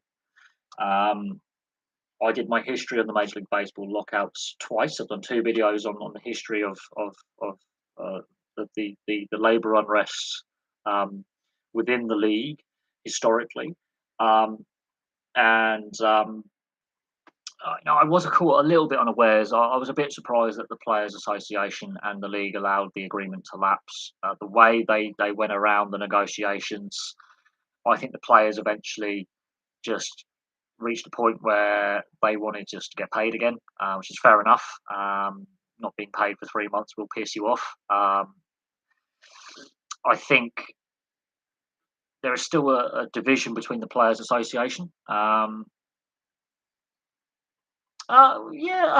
I try and cover as many sports as I possibly can. It's becoming more and more difficult as there's only a handful of sports that I really am passionate about.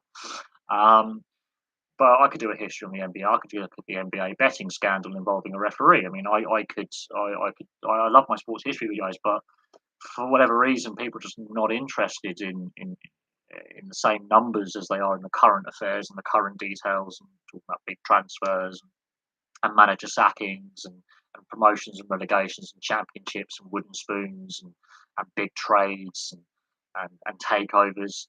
Um, uh, I think it is interesting, and I do try and cover a variety of sports. I think not a lot of YouTubers, as I say, are fan channels where they just follow their team or their individual athlete that they follow, and they are devoted to that particular sport, that particular team, that particular athlete. Or there's those that cover one particular league or one particular sport. I'm happy to cover it all, which means I can't cover every single topic in every single sport. I get questions about sports that I don't watch. Um, I was getting a lot of questions about Major League Baseball, and I was like, "Who are these people they're talking about?" And I decided to look into the history of the league and the issues that the league is facing. And I do believe that there will be a player strike at some point within the next 5 years. I cannot see there being no labour unrest through this current CBA that they've just signed. Looking at the history, before 1995, it was once every 2 to 3 years there was a shutdown of the league, be it for a couple of days to 290 odd days, where the World Series was wiped out. Um, Major League Baseball is the only. I mean, they're talking about like the luxury tax as a salary cap. It's not. The wealthy teams don't give a toss about breaking the luxury tax. They just pay the little fine and it goes away. The smaller market teams are those teams with smaller budgets or less finance are the teams that get really hurt by the luxury tax system, because if they overspend, they really can't afford to pay the fine. They have to break up their team and go back to being a bottom feeder again. Um, so the system in place is unique with Major League Baseball with the luxury tax, where every other sport that has a salary cap is either a soft or a hard cap system. There's a little bit of leeway with what you can do within your cap system, and you've obviously got to meet a capped floor. There's league minimum salaries that have been in place. If I was a YouTuber, the sports I would do for the NFL, but I follow rugby and ice hockey, I would, uh, but what would be too much? If I was a YouTuber, the sports I would do is football, F1, and NFL. But I follow rugby and ice hockey. I would do YouTube, Twitch, but work would be too much. But I have a full time job as well. It is a grind when you work, 8, 10, 12 hours a day, 5 days a week. You come home and you just don't have the energy. And I really admit, like, my flat is a mess at the moment. I've got to tidy it up because I've got a friend visiting like the next weekend or the weekend after. Um, my last 2 weeks of Coke Zero bottles and Ribena bottles are all over the floor. Um, I've got paperwork all over the place. I've sorted out my sofa a little bit. I've got work uniform, washing, books, boxes that I haven't had, my TV back there. I haven't plugged in for a year and a half. Um, Working a full time job, living by yourself, and then doing this, it is the work life balance is hard. Um, I've got 3 days off this week, so I can get a lot of the stuff in the flat tidy, sorted, more organised. I may try and change how I do the lighting. I mean, I've got my light down here. I might change how I I do the lighting because this light has different color settings. So we might try a different color setting with the light, because my light, you can put it on a loop where it does all the colors. It has a spectrum of colors. I've just got to find the remote. I'll give that a little go, see how that affects the lighting. But yeah, having a full time job and committing to YouTube is difficult. And if you take days off, the growth of the channel just really slows down. You basically got to put out 2 to 3 videos a day. Um, just to keep the channel growing. And I've noticed as I've been focused more on my flat, on my previous flat as well, and work, and that work-life balance, I have less time and less energy to do 2 to 3 videos a day, and it is tiring. So you'll notice my live streams are in the evening or at the weekends in the mornings, and there's less content in the week. Unless there's like a major tournament like the Euros on, Rugby League World Cup, for example, yeah, content is less. Now this year, we've obviously got the Rugby League World Cup and we've got the Football World Cup in Qatar at the end of the year. So October through to New Year's, yeah, there's going to be a lot of content on the channel. Now, hopefully that pays off with monetization and growth and making some money off the platform. I really hope it does. But also in the summer, there's the football off season. There's going to be transfers. There's going to be managers out of a job. There's going to be promotion, relegation in the coming months. The FA Cup, the Challenge Cup. So there are other big sporting events that I will be watching and covering. I mean, I haven't watched any of the Women's Six Nations this weekend. I just haven't had the energy. I've been wiped out. Work has wiped me out this week. Is university is an option for me? I just don't have the time or the money. I could do an open university course, but then it would affect me doing this. I've been thinking about doing an evening classes, but again, it's balancing it with work, because I'm contracted till 2:30, but sometimes I won't finish till 4, 5, 6 o'clock. That's overtime, so I can't guarantee that I'm going to be able to finish work and then get to a college class or a university class and get it done. So with the job I'm doing, that's kind of at the moment difficult. I've been considering getting a security license, and again, I've got to take time off work, a week, 2 weeks, spend a lot of money to get the license I want, which is close protection, which again, that's a couple of grand, that's a couple of £1,000, which I don't have, and is getting more expensive with the rising cost of living, because the security training companies have to make money, the security companies have to make money, etc., etc., etc. So yeah, that does limit options that are available. Do I want to change a career? Absolutely. Would I like to do this full time? Absolutely. If I would love to do a degree in sports history and sports administration. Absolutely, I think I'll definitely enjoy it. But I did struggle at school. I'm not going to lie, and I've only found out in the last year or so that I've got ADHD. So, which explains why I struggled at school with my attention and struggling writing essays and doing homework. And reading wasn't a problem. It was getting it on paper. And I've had family members like pressure me to go back to sixth form and retake maths and English and doing evening courses, and education just wasn't for me. So that uh, I found I was frustrated at school and college anyway. I never went to university the first time. I've done 2 college courses, part full time. I never went to university because there were too many distractions. I will say that now. I've got, obviously, there's loads of subscribers who are at university, or US they call it college. There's a lot of distractions, and as someone who's been very open about their issues, I've had alcohol and drug issues that I've had, and I'm totally honest about that. I'm not going to hide away from that. There are too many distractions at university for me. Far too many. It's just not worth the negatives for me. It's a personal choice. I've considered it. I've looked at it. At the same time, it's just not worth the, the downside to it. Where there is a, I'm not sure. I don't know how university is now for a lot of people, 18, 19, 20 years old. But I know there's a big drink culture. There is a big drug culture. Um, and well, yeah, I did. I think I got a B overall in maths, but the maths GCSE I didn't have coursework. If there was coursework involved, I'd have had it. And that was a long time ago, and they've completely changed how they do the structures for GCSEs and A levels now since I finished. Remember AS levels? They don't exist anymore.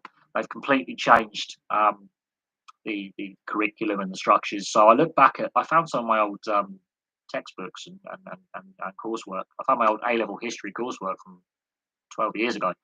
Um, it's completely different now. My brother didn't do well at his GCSEs; he failed them all.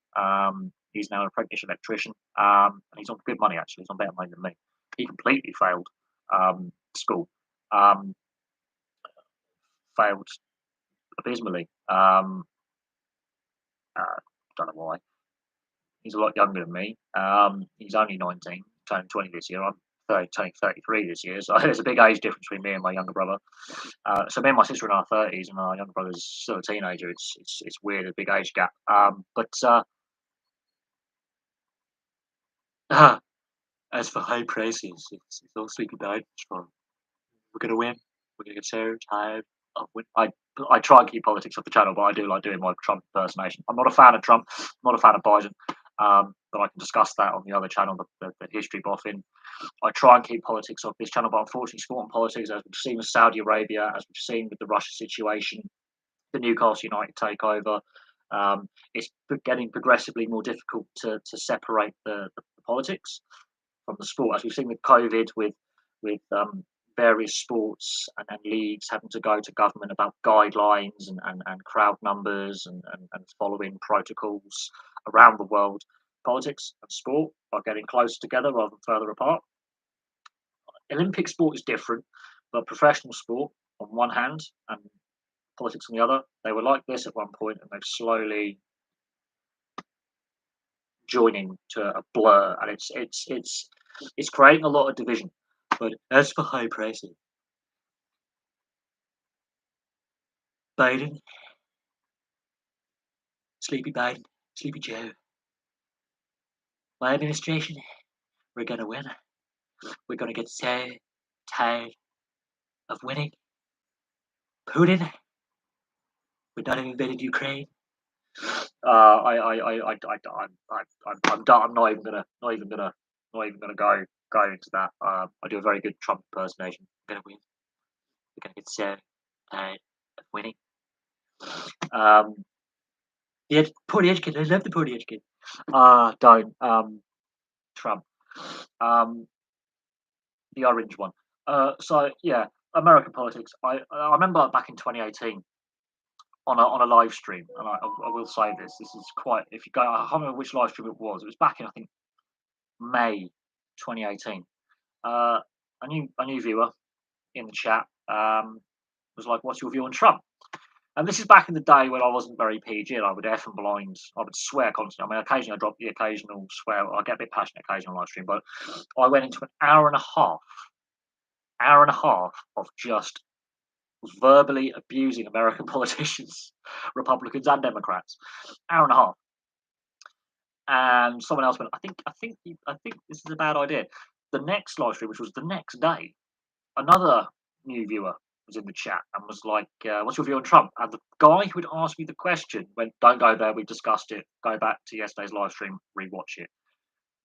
Um, but no, sports and politics has definitely become a very, very blurred line in recent years. And we've seen in the past during the Cold War, we had like the Summit Series with the NHL and the Soviet Red Army team. We've seen Olympic boycotts following on from the Soviet invasion of Afghanistan in 1980 and 84 at those Moscow and LA Olympics. We've seen following the Sochi Winter Olympics, the Russian Olympic Committee athletes competing under the neutral Olympic banner. We've now seen Russian and Belarusian athletes and professional sport teams being excluded from international sports organisations and World Cups and World Championships. So yes, we have, and I will go back to the early 90s, the former Yugoslavia. The year that Denmark won the Euros in '92 in Sweden, Yugoslavia qualified, and they were kicked out of the tournament with what was happening with the civil war in Yugoslavia, the war in Croatia, the war in Bosnia, the war in Slovenia, the war in Kosovo, all that, and the breakup of the former Yugoslavia. And they were thrown out of the tournament, and they were replaced by Denmark, who went on to win the 1992 Euros. Little tidbit there. So we have seen politics and sports before, but never on the same level and so much so quickly.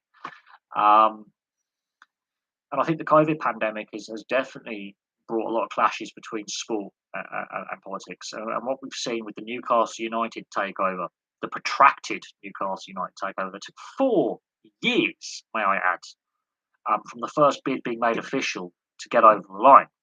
4 years, that was a protracted sale with many issues along the way for whatever reason. And it finally got done. And they tried to block the takeover, and then it got over the line. And now what we're seeing with what's happening with Chelsea, and to a certain extent Everton and Bournemouth could be impacted at some point, and Arsenal to a certain extent, because Isamov has still actually got an investment in Arsenal, even though he's not actually pumping money in. He can take money out as part of his investment, as part of his dividend. There are 4 clubs in English football that have Russian money tied up into them in some way, shape, or form in assets. Now the question of club ownership becomes a political discussion where the British Parliament, the sport media, and the media, sport, and Culture, Media and Sport Select Committee, that's the one, are now grilling the FA, club officials, the Premier League officials, the Football League officials. We've had this for several years now, actually, where the club ownership and various. That's 4 clubs we know. You can get a freedom of information request if you really want, but I know Bournemouth's got Russian money. Arsenal and Everton have got the same investor, Usamov. He invested in Arsenal, he invested in Everton, and of course Chelsea with Abramovich. I'm surprised Arsenal and Everton and Bournemouth also haven't been hit with the same special operations license sanctions against them. But it does raise a question about who owns football clubs. Where does the money come from? And I will say this: the FA and the Premier League and the EFL actually came out and said when Abramovich and the Glazers took over, I think the Glazers was the moment where they changed the directors' test rule. We didn't have a director's test. I could have bought a football club for £1. Am I a fan of Simon Jordan? I have mixed views on Simon Jordan. I do. I do. I'm not his biggest fan, but I'm not his. I don't disagree with everything he says. His back on, I think, was it March the 7th on TalkSport? He basically destroyed the Premier League. He completely destroyed the Premier League utterly, whereby the Chelseas, the Newcastles, the Man Cities, the American ownerships as well, completely went, even domestic owners as well, with the Oystons at Blackpool, for example. He basically said criminals and dodgy regimes have been laundering money through football clubs for years. The FA, the Premier League, and the Football League didn't care. They didn't care as long as the money was coming in. And he says, for football, what's Chelsea been for English football? For Chelsea fans, it's been great. It's been a great 20 years. For the rest of English football, not so much. And he's right. He's right. The FA did not care where the money was coming from. The Premier League and the Football League did not care where the money was coming from, regardless if it's a domestic owner or overseas owner or whatever, did not care where the money was coming from for 2 decades. Suddenly in 2004, they bring in the director's test. And this is after the Glazers and Abramovich takeovers. And it's the Glazer takeover that is the reason why we have the fit and proper persons director's test. And because of the leverage takeover, and the reaction from Man United fans in regards to that was so visceral, and it led to a new club being formed. And the FC United of Manchester who are actually doing really well in the non-league, by the way. They've had multiple promotions. They're growing every year. The fan base is solid, but it led to a new football club being formed. The move of AFC Wimbledon, the original AFC Wimbledon, to Milton Keynes by their owner went down like a sack of shit. Um, the the and again, that was at the same time as the Glazier takeover and the Abramovich takeover. The owner of AFC Wimbledon moved the team. They weren't able to use their Plough Lane Stadium because there was issues over that time. No, the new AFC Wimbledon, again, the fans set up their own club. Um, the director's test has been a joke since it's been in place. Is Mike Ashley the worst owner in English football? No, he's not. Far from it. He's one of the worst. He's not the worst. I think the Oystons at Blackpool, both convicted of criminal offences. Sullivan and Gold at West Ham, both convicted of criminal offences, even though the crime that they were committed, they were charged with, no longer is a crime anymore. Well, it sort of is, but the what is considered breaking the law in that instance of obscenity, because pornography, the law has changed over pornography in the last 30 years when they committed those offences to now. So if they were doing what they did now then, it's not a crime, because obscenity laws have shifted a little bit. But they had criminal records. Under the statute book, they were allowed to own two football clubs, Birmingham City and West Ham. So the director's test is a joke, weak. The financial fair play rules and the 135% rule of loss over profit is, if they were to properly enforce that, 60 to 70 clubs in the Football League and the Premier League would be docked points immediately and fined, which is a bad look for the league. It just shows how weak the governance has been for a very, very long time. And Simon Jordan raises all these things on TalkSport. And whether you agree or disagree with Simon Jordan, or you like him or not, it's not often I agree with Simon Jordan. I do find him a little bit of but he talks the truth. Whether you agree with that truth or not, whether you like what he's saying, he's honest in his opinions. And whether you agree or disagree, that's the joy of talk radio. But when the Chelsea situation, when they were hit with the sanctions and the special operations license, and they couldn't have fans, he hit it the nail on the head. The FA, the Premier League, and the Football League did not care where the money was coming from before 2004 or since. It's only been since the Newcastle takeover has been so protracted since 2017 that suddenly questions have been asked about club takeovers. But Leeds United with Cellini convicted of tax fraud. You've had what happened at Bury, asset stripping, and the fans have reformed the club. Portsmouth and Sheffield Wednesday under Milan Mandaric, there's been some really dodgy financial dealings with those two clubs with him. And the tax fraud investigation that led to a trial where Harry Redknapp admitted that he had a bank account in his dog's name, and that money suspiciously ended up. And the whole thing, it speaks of weak governance, and they didn't care where the money was. There's too much money in the sport, basically. And you could argue players are overpaid, and you could blame Jimmy Hill for that when he argued as head of the. I think he was in charge. He was involved in the PFA at the time, and he argued that they should get rid of the upper cap on player earnings, which was at the time the right economic move to make in the 60s. However, the economics changed, and no one was brave enough to go, we need to have an upper cap limit now. The players are earning too much. Player agents have got far too much power now, whereas before you only saw your agent when you wanted to transfer or a new contract. That was it. You're up for contract negotiations, your contract's winding down, it's the end of the season, you want to discuss them. And other clubs come in, we're interested in this player, we're offering this much. Can we have just, that's the only time you spoke to your agent, was contract renewal or extension or transfer. Or if you were a free agent looking for a club, your agent would make a few phone calls. That's it. You saw your agent maybe 3 times in 10 years. Now, the agents are constantly in the players' ear, trying to leverage moves, make as much money on the transfer as possible, make the transfer bigger than it should be, so they get their cut. It is. You wouldn't be surprised if there's more dodgy money than the 92 clubs that's Russian. We as individual investors, if we had enough money, we could buy a stake in a club. And if it's on the stock exchange, which some clubs have been in the past, we can buy shares in said company. So it wouldn't surprise me if at some point Russians as just individuals not trying to buy a club, have got a stake as a season ticket holder, or the club has been publicly listed on the stock exchange at some point in the last 20, 30 years. They've had shares in a club, and there's nothing against the law that says they can't do that. It's when it comes to dirty money. We know that professional sport, especially football, is great for money laundering. Criminals. It's a fact. Money laundering and professional sport go hand in hand. It's a great way to have legitimate income.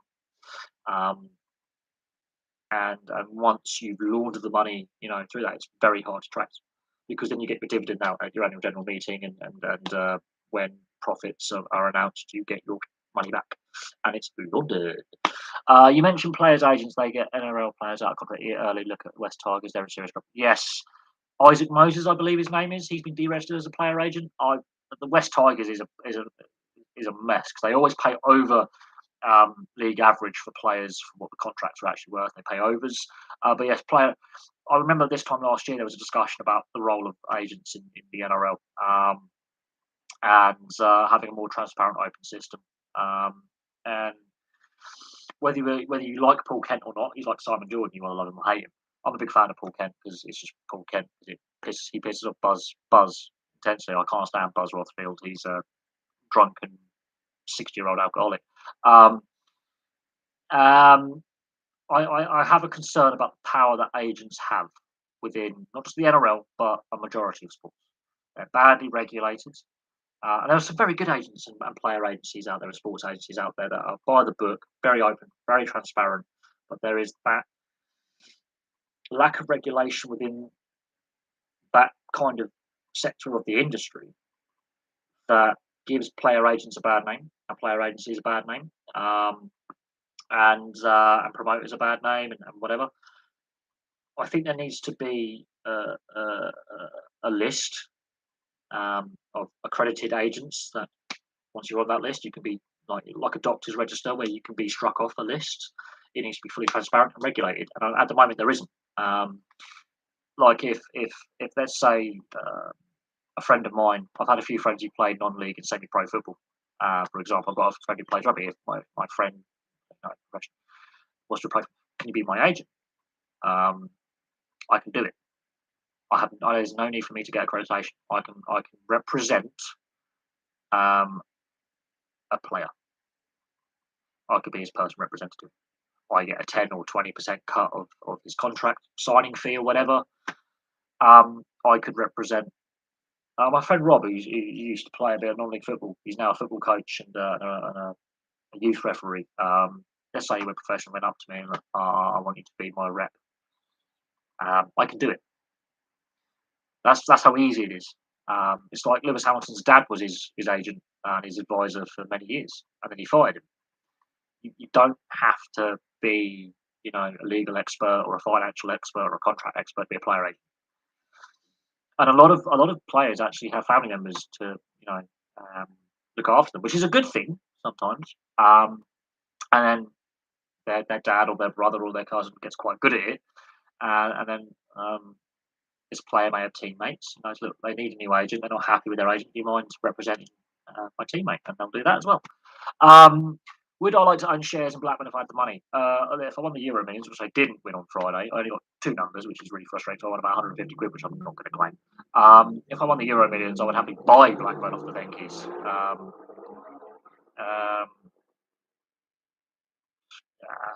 So if I'm the Euro Millions and won enough, I would happily buy Blackburn. I think it'd be worth more than what the Euro Millions max payout would be, but I would happily buy a football club, Blackburn or Accrington Stanley or my uncle's team's Yeovil. I would happily buy a football club. However, it's a very volatile industry. It is. It's exceptionally volatile, and that's the scary thing. You could risk losing all your money completely, and as we found with a lot of team owners, they've never run a sports team before, and the costs associated with that. They've come from business, or they've come from industry, or they've come from admin positions, but they never actually run a sports team before. And you've got to spend now. You can't just buy a club and invest. You've actually got to spend more than what you should. Port Power are in a serious trouble. Sack the coach and can't get it done. Swan's looking really good. Bloody funny. I haven't been following the AFL for a couple of seasons now. I think I stopped following the AFL hardcore before COVID. When I moved to my old apartment, so back in like 2018, 2019, I had so much going on that I stopped following. Which is a shame because I do love the AFL, I really do, but I did stop following the AFL for a while, which is I just don't have the time to follow both the NRL and the AFL and commit to uh, what 16 teams in the NRL, 18 teams in the AFL. That's a lot of matches over the match weekend. I'll be watching constant sport, and there is the requirement for a bit of downtime. Don't get me wrong, I do love Aussie rules. I played a little bit as a kid. I do really enjoy it, but I'm more invested in the NRL, and I enjoy rugby league more. I find it's a lot of people when they first see AFL go, it's a very chaotic sport. There's not a lot of organisation there. Ironically, it's a very simple sport to play, and there actually is a lot of organisation on the field. It just looks very chaotic with how the sport is actually played. Um, but I think the AFL.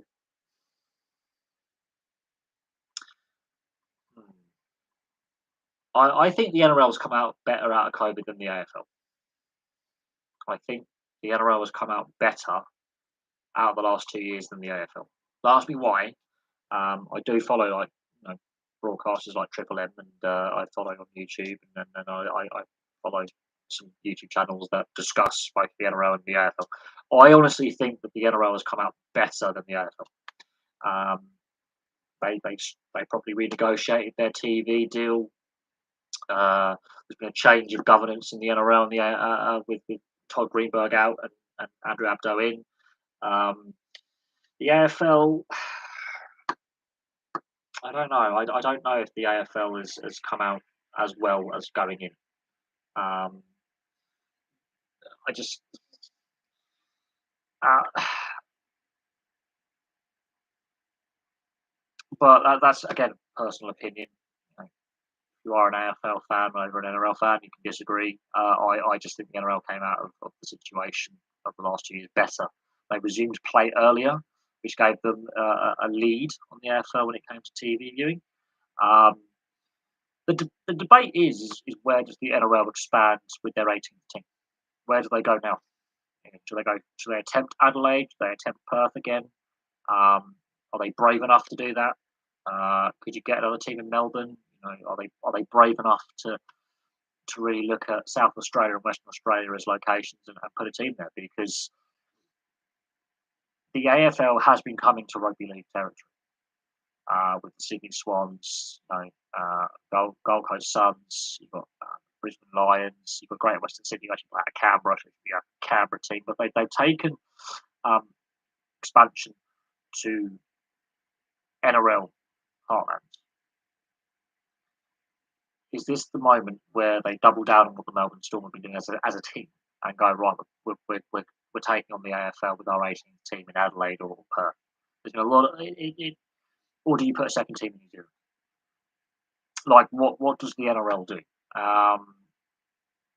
That's the big topic, is where the NRL puts its 18th team and what year that 18th team joins the competition. That's the big talking point that is on the discussion point right now with the Redcliffe Dolphins joining next season. Is where that 18th team goes and what year they bring it in and where how they go about it. I would hope that could either I would put a team in Rockhampton personally, another Queensland team. I would put a team in Rockhampton when games were played there last year during the COVID restrictions. Crowds were really good. The locals really turned up, and it was a really good advert for the game.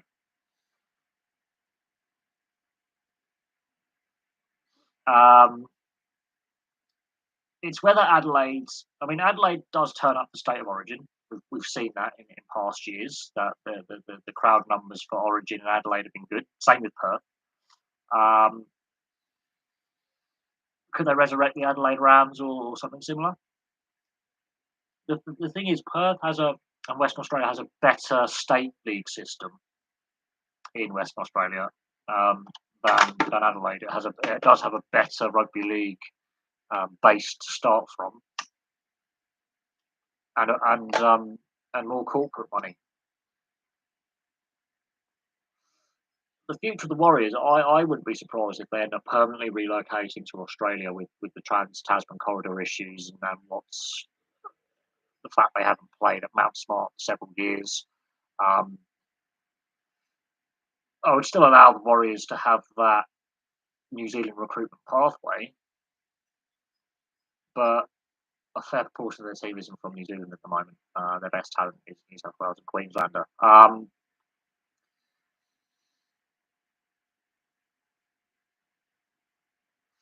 But we'll see what happens. Like at the end of the day, um, it's going to be interesting where the NRL decides to go. They basically dropped the ball that they're going to be looking at 2025 as the next, say about 3 years' time as the next expansion, maybe 2026.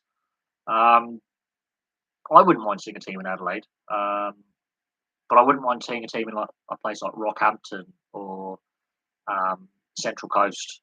You've got to look where the infrastructure is and where the player base and the fan base is. But I would like to see the NRL look at Melbourne and the success they built there and go, right, we can get another team in AFL territory and compete against the AFL in their own backyard. It's something to consider. I think Perth is the stronger option out of the two, out of Adelaide and Perth. I think there's more. It's a faster growing city. There's more money. There's better infrastructure there. There's better transport links there. Um, it's an undervalued sports location, in my opinion, when it comes to both codes of rugby. But Adelaide is closer time wise to um, Sydney and Brisbane travel.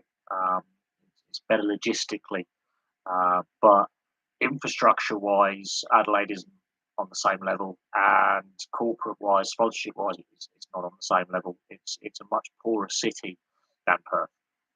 There's less disposable income in Adelaide, um, but it's a solid market. It'll be interesting to see what the NRL decide to do. If they play safe again with another team in Queensland or New South Wales, or if they get brave and go, right, we are heading off into a new territory such as South Australia, and properly giving it a go this time. There is, bearing in mind, the reason why uh, Perth and Adelaide failed before was there was less money in the sport at the time, flying around because of the Super League war and all that. And there's a lot more money in the sport now. There's more TV money. The players are paid better. Contracts are worth more. Teams are valued at higher. It's more financial.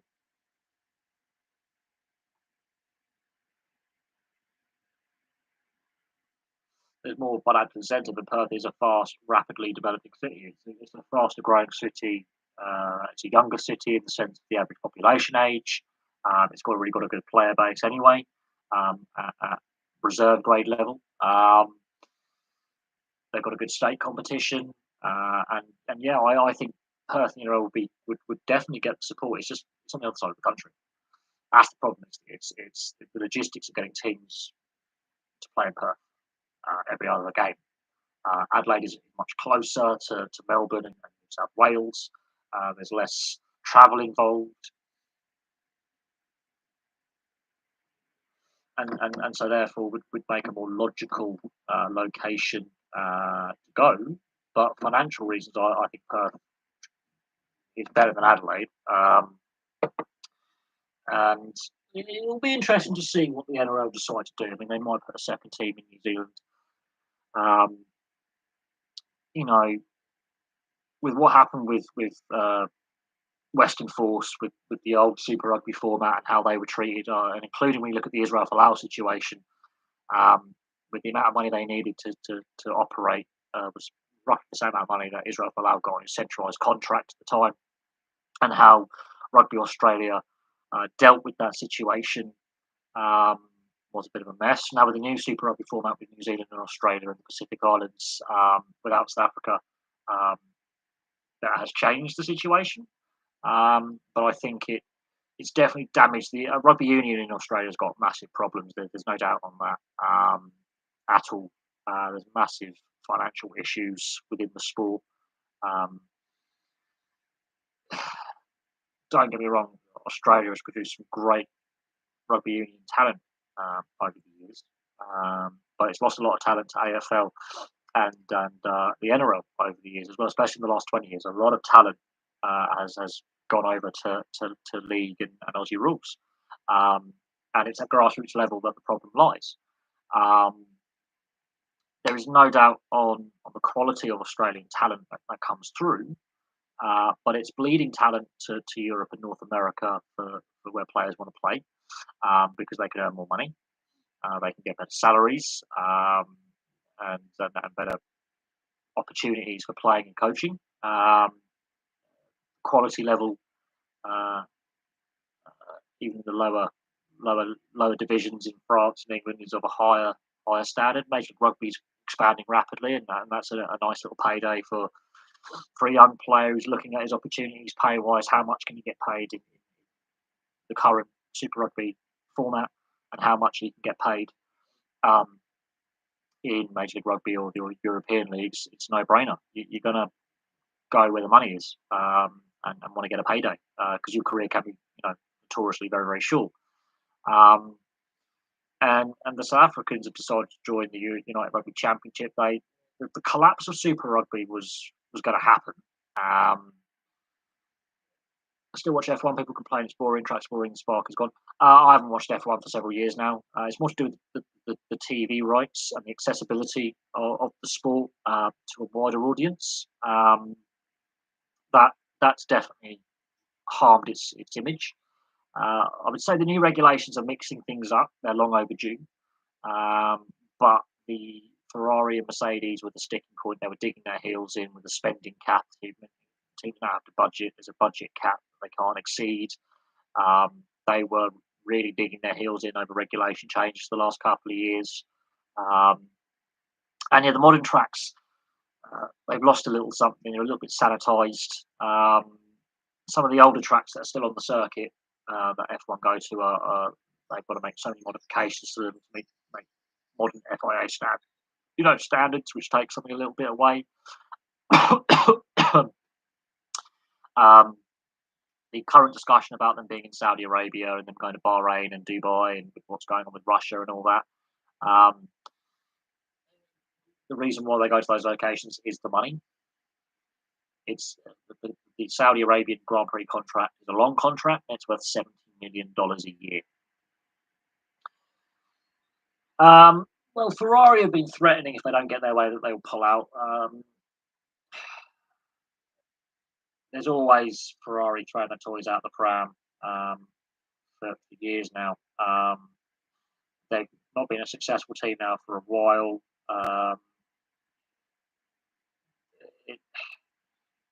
There's been rumours circulating, but bigger car companies that have far better financial backing, like Toyota and BMW, have been and gone. Ford have pulled out.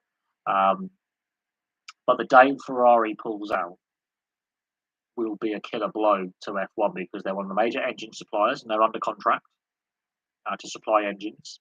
So if they, as a team, were to pull out as a factory team, they would technically be in breach of their engine contract for several of the other teams, like Alfa Romeo Sauber, for example, are a client team with a Ferrari engine.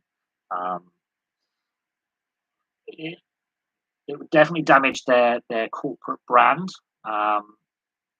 massively, which is something that has to be factored in, and their public image.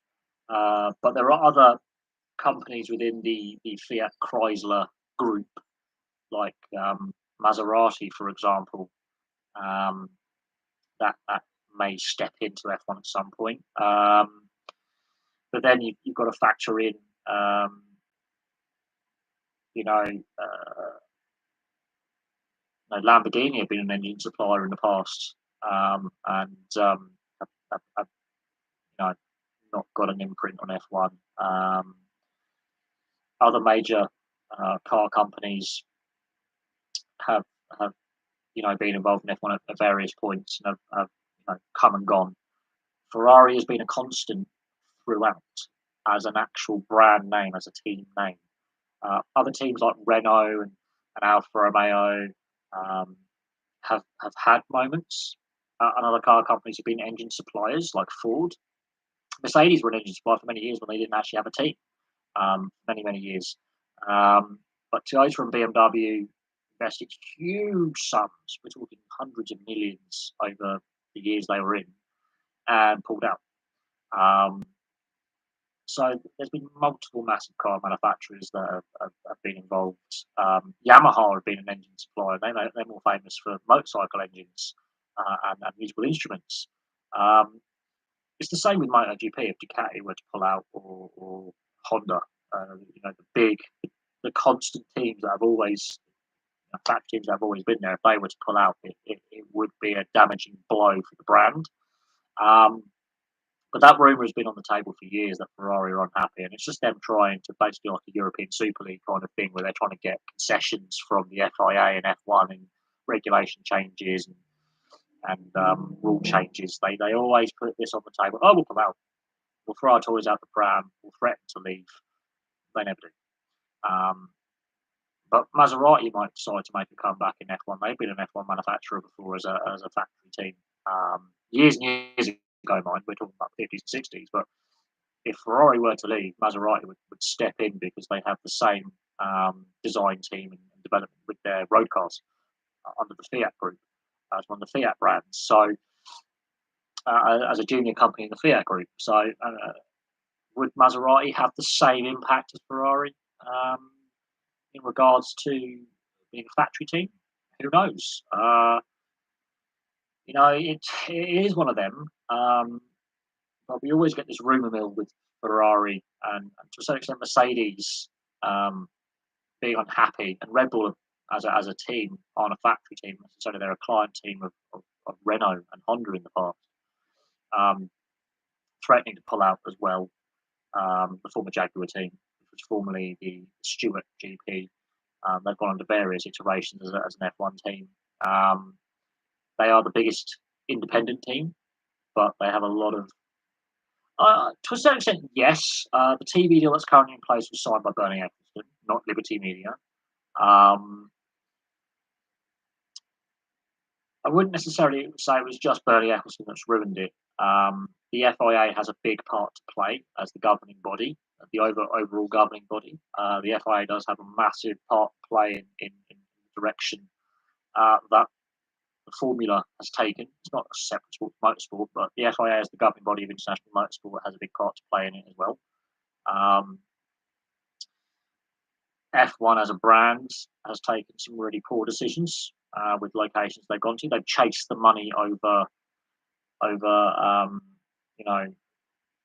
again, F1 is like another sport, but there's too much money floating around, not enough accountability, not enough transparency in the system and how nations can apply to get race contracts. And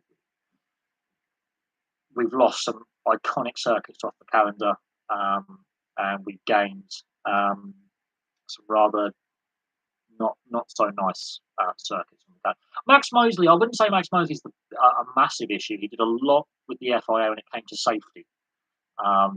Max Mosley's private life obviously was exceptionally colourful. Of course, his father was Oswald Mosley, the British Union of Fascists. So there's obviously a right wing element there, which is a little bit distasteful.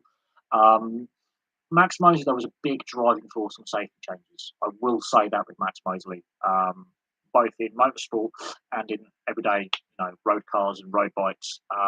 The FIM and FIA, the sister, governing bodies. Max Mosley, with his FIM counterparts over the last 20 odd years before his passing, had a massive push in the 90s and the 2000s for road safety as well as motorsport safety in general.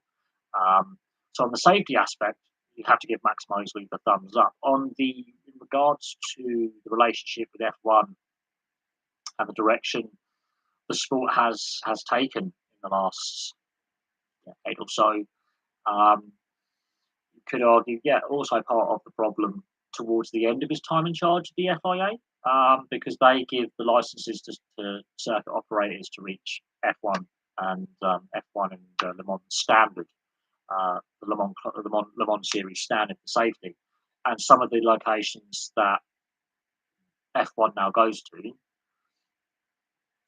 Yeah, I don't think we should be there. But they were meant to be in Vietnam as well, but COVID took place that. And then corruption kicked in with the Vietnam one, but China, you've been to Turkey in the past. Um, we've got Abu Dhabi and Bahrain, and now Saudi Arabia. Obviously, the Russian GP, Azerbaijan, another one where there's a particularly human rights record and ongoing conflict with Armenia, which is underreported. There's a few places that F1's, the last 20 or so years that F1's been going to where you have to go, okay, it is a global sport, it is a world championship, but it's to do with money. Money overrides everything. Money talks. It doesn't matter the social or economic ills of a location or political problems. Money talks. If a country's got money to spend, F1 will go there. Now, there's definitely a sense of unease within the driving group. There's no disguising that. There's definite unease, and they've been, of course, with what happened on Friday after free practice with the terrorism incident. The drivers were definitely uneasy about their position. And again, it's the same with the Chelsea situation and some of the other clubs as well, where players and managers are having to face questions. It's not their concern.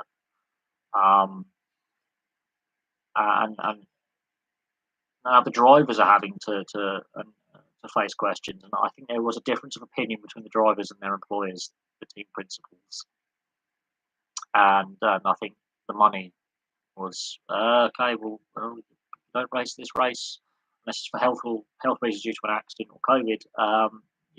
Will be sanctioned. I think some of these contracts have been put in place by Liberty Media, but the pathway was set by Bernie Ecclestone before he sold the rights to F1 to Liberty Media a few years back. I think the situation we're seeing with F1 now, with the locations they're going to, and some of the really depressingly boring tracks that I'd rather watch Varnish try and sniff it, which would be more interesting and kind of fun. That's you could argue that's the safety features that Max Mosley drove for. We need more safety for drivers and spectators. We cannot have another Ayrton Senna. We cannot have another Ratzenberger. We cannot have another Le Mans 1950s accident where the car ends up in a grandstand. We cannot keep having this. And I think that when Max Mosley took over the FIA, it was roughly at the time that Ayrton Senna and Roland Ratzenberger died at Imola in '94. There was a need to improve the safety. And until Jules Bianchi, they were the last accidents that resulted in fatalities in regards to racing in F1. IndyCar and rallying and other formula have had serious accidents that resulted in death or serious injury, but they're less frequent. I look at some of the accidents in the NASCAR and the touring cars and the GT endurance racing and rallying, and 20 years ago, no, they're not walking away from that. They're leaving on a stretcher or they're dead. And now drivers are getting out, possibly a bit winded, possibly maybe a broken rib or a bit of a concussion or a fractured ankle, but they're getting out the car under their own power and they're limping away or they're walking away from an accident that would have killed them 20 years, 25 years ago. So in that regard, I do think Max Mosley's legacy on a safety standpoint is there. Yes, there's still fatalities in motorsport, but they're less frequent, and they're now more shocking because they're less frequent. We're less sanitised to it, if that makes sense. In regards to the locations they're racing in, Hey, look, I have no disagreement with that. I'm not a big fan of going to Abu Dhabi and going to Bahrain and going to Qatar and going to Saudi Arabia and going to Russia and Azerbaijan and China. I'm completely in agreement that over the last 20 or so years, you know, we've gone to these locations. We've given Olympic Games and World Cups to these countries. We've given World Championships to these countries. We've taken pre-season, ice hockey, football, and basketball, and various other sports to these countries. Um, all I know is Mick Schumacher is in hospital. I haven't seen the I've seen the photographs of the accident. I've not seen the footage yet. We know he was taken to hospital immediately following the accident. I believe he's remaining in hospital as a precaution, um, and he won't be racing in this race. Now, whether he's fit enough to race in the next race, we'll wait and see. But that was what I'm reading on the accident. Question marks over the safety of the track have now been raised, especially with the new regs. Last year, the regulations were different. The cars behaved differently on the same circuit.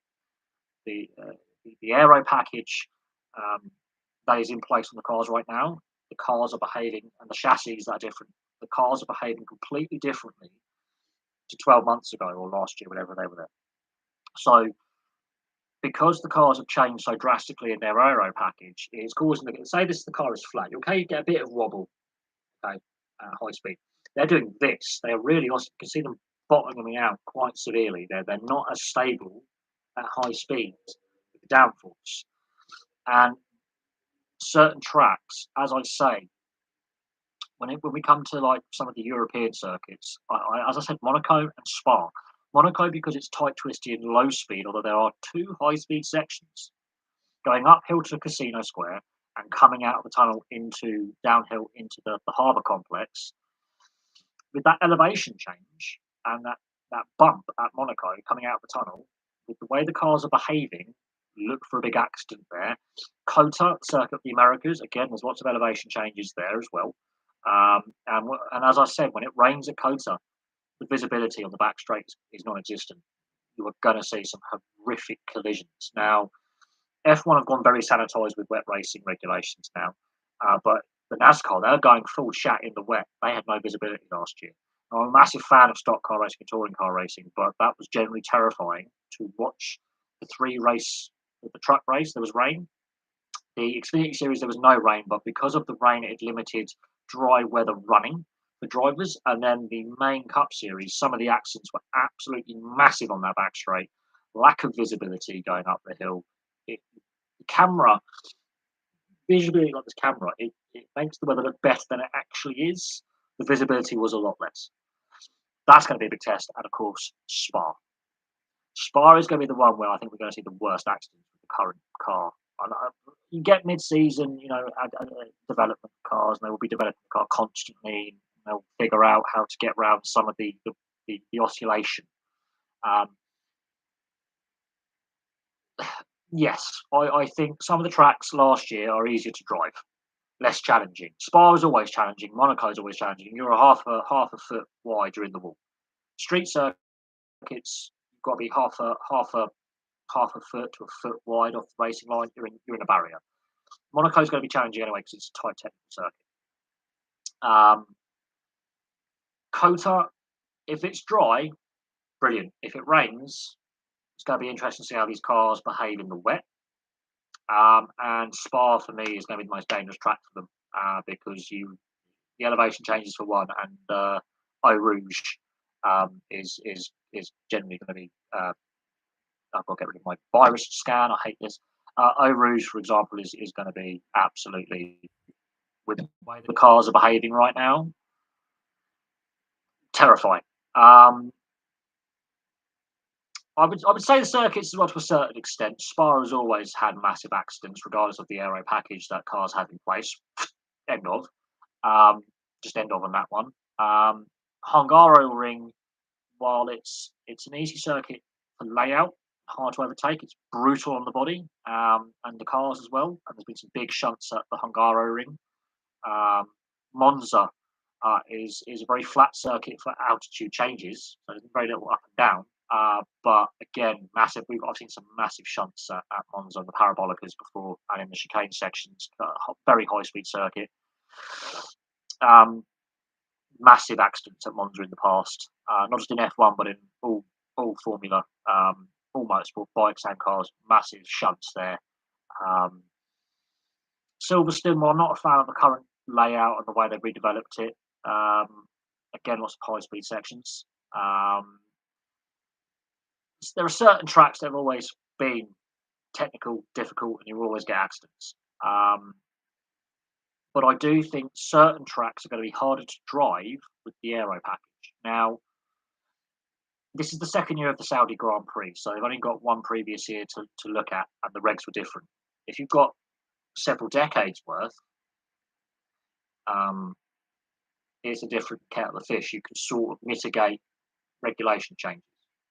So high top end speeds, aero package changes, rear splitters, diffusers.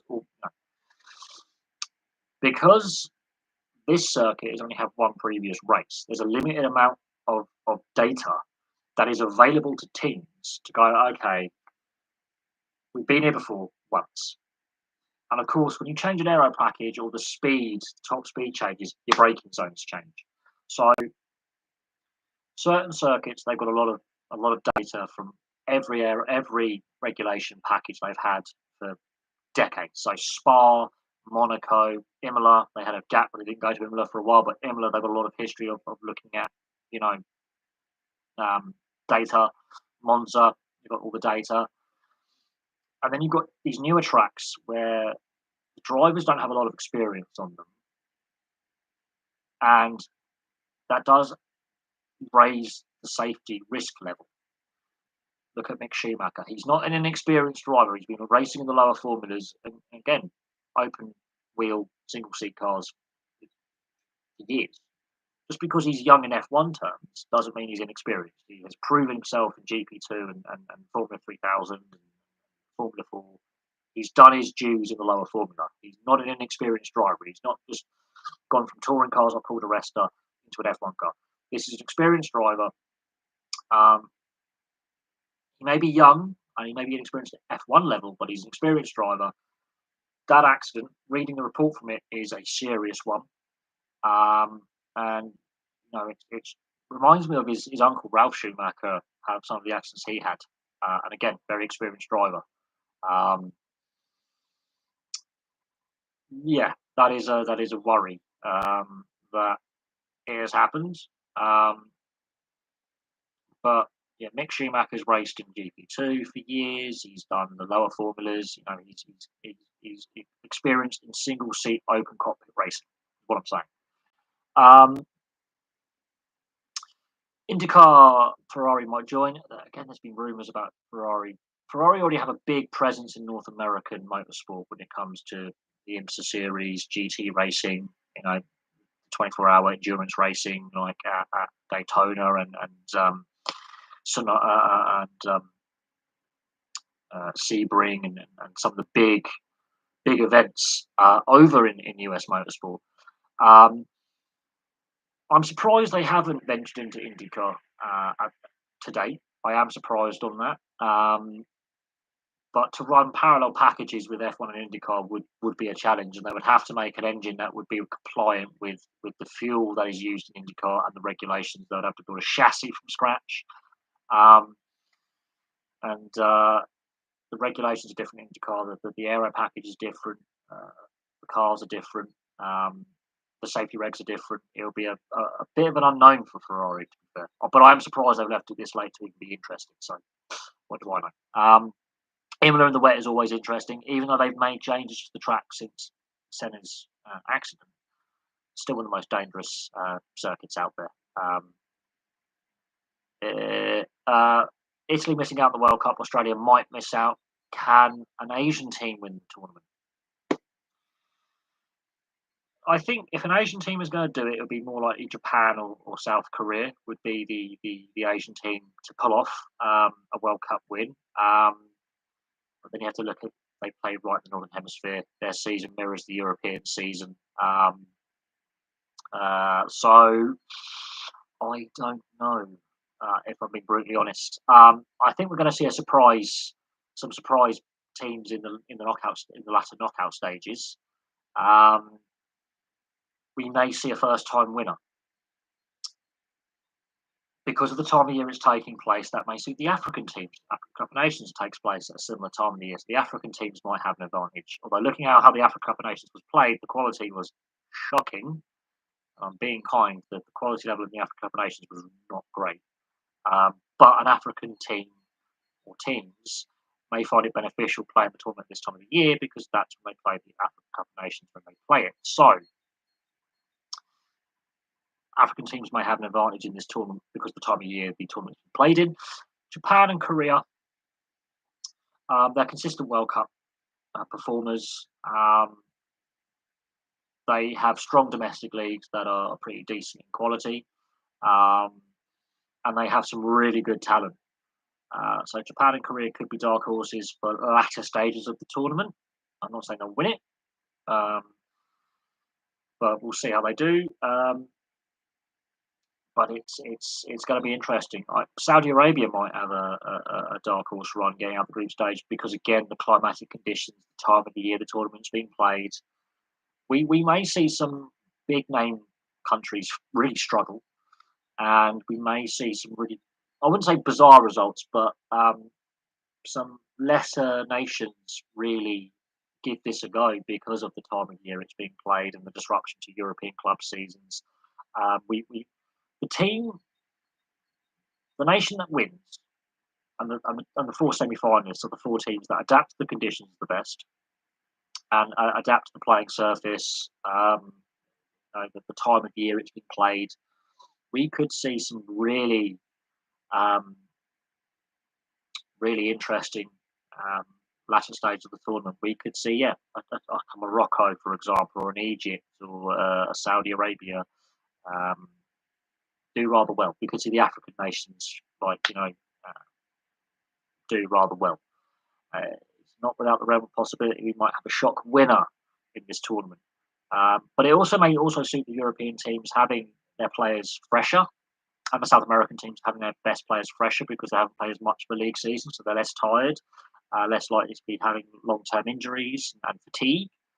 But you just don't know what this tournament's going to throw up. This is the most difficult World Cup, I think, to predict that there's ever been. And I do think the time of year it's been played, the country it's been played in, the weather conditions will all have an impact on how the tournament's played. Now, whether it's the best tournament of all time or it's not great, we'll have to wait and see. What the crowds are like, we'll have to wait and see. Until everyone's qualified and all the groups are finally announced, it is, obviously wait and see. And also what players are available. Players may be injured during the league season, first half of the league season. Some players might decide to retire this summer. It is genuinely now wait and see until all teams are qualified. Wait and see until the groups are announced, and then you can work out brackets to get to the final and pathways. And look how the Euros went. Some teams really disappointed me. Other teams surpassed expectations. I was surprised England got to the final with the squad we had, with the squad balance, not the squad itself, but the balance of the squad, the weakness in midfield. I'm surprised we got as far as we did. Italy not qualifying for the World Cup is a surprise. So already, one big nation's out. There are question marks over some of the other nations, how they limped through qualifying or weren't as dominant during qualifying, and performances have probably backed that up.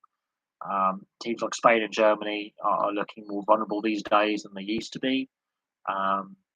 South American teams, Brazil, Argentina, Uruguay, Chile, Ecuador, what are they going to produce? Because they always produce some top quality talent and performances. So there's a lot of unknowns right now. We might see some World Cup debutants. Everything is we can't predict it just yet until we're like on the eve of the tournament. Then we can have a look at every group. who's going to be playing who when you get to the knockout stages and then the latter stages of the tournament, um, and how the pitches and the weather climate, how it impacts play. Um, so there's a whole lot of things to consider before we even get to the tournament and when we're at the tournament. I think we are too far out to start making predictions. I think there's a lot of football left to be played in the regular seasons. Players can get injured and have long-term injuries. Players can retire, and of course, Christian Eriksen's come back from the dead, basically. So there is that feel-good story of Christian Eriksen returning to play and scoring within 2 minutes. Kick off for Denmark and returning. So there's that feel-good story, but at the same time, there is obviously the backdrop to not every team's qualified. There's uncertainty about possible boycotts and certain players not going. Um, there's a lot that can happen between now and December. In the next 9 months, so much can happen, and you know, as I say, players can get injured. Players may not get selected. Um, you know, Players can get suspended for various things. Some coaches may change. Coaches might get sacked. You don't know what's going to happen, and we don't know how the first half of the league seasons in Europe are going to impact the teams that are available for selection when it comes to the tournament. I think every European nation are going to have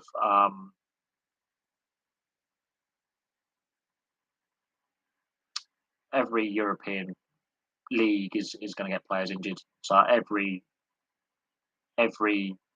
team I think is going to be impacted that has players playing in Europe um, with injuries and suspensions. That there is no doubt on that. It'll just be interesting to see the strongest available teams that the teams that qualify can put on as a squad and put on the field. Um, that's what I've got to say. We're so far out from the finals that it's too early to make a prediction on favourites. I mean, if Italy qualified, they would have been my favourites, and they didn't. So that's something to come out of these World Cup playoffs. Is a big nation in Italy hasn't made it, and that's going to send shockwaves through global football. Is like, okay, one of the biggest, toughest nations to play against isn't going to be there. We could see random players selected on the basis of. We could see some players get opportunities they otherwise wouldn't have had. But when it comes to November, when the league starts winding down, and those players are wrapped in cotton wool by their managers with concerns of they'll lose these players for international duty. Every European team is going to be impacted. Every European league is going to be impacted with players playing at the World Cup and being selected in squads. So it's not just the Premier League in England being impacted. It's every league. It's every nation that's qualified is going to be impacted in some way, shape, or form. But already this World Cup is impacting this season. So you've got to bear that in mind. This season's already been impacted by this year's World Cup. Now, and we already know next season's going to be heavily impacted. Look how we've lost the FA Cup replays beyond the second round because of this World Cup. Now, we may lose FA Cup replays altogether because of this World Cup, be it temporary and permanent.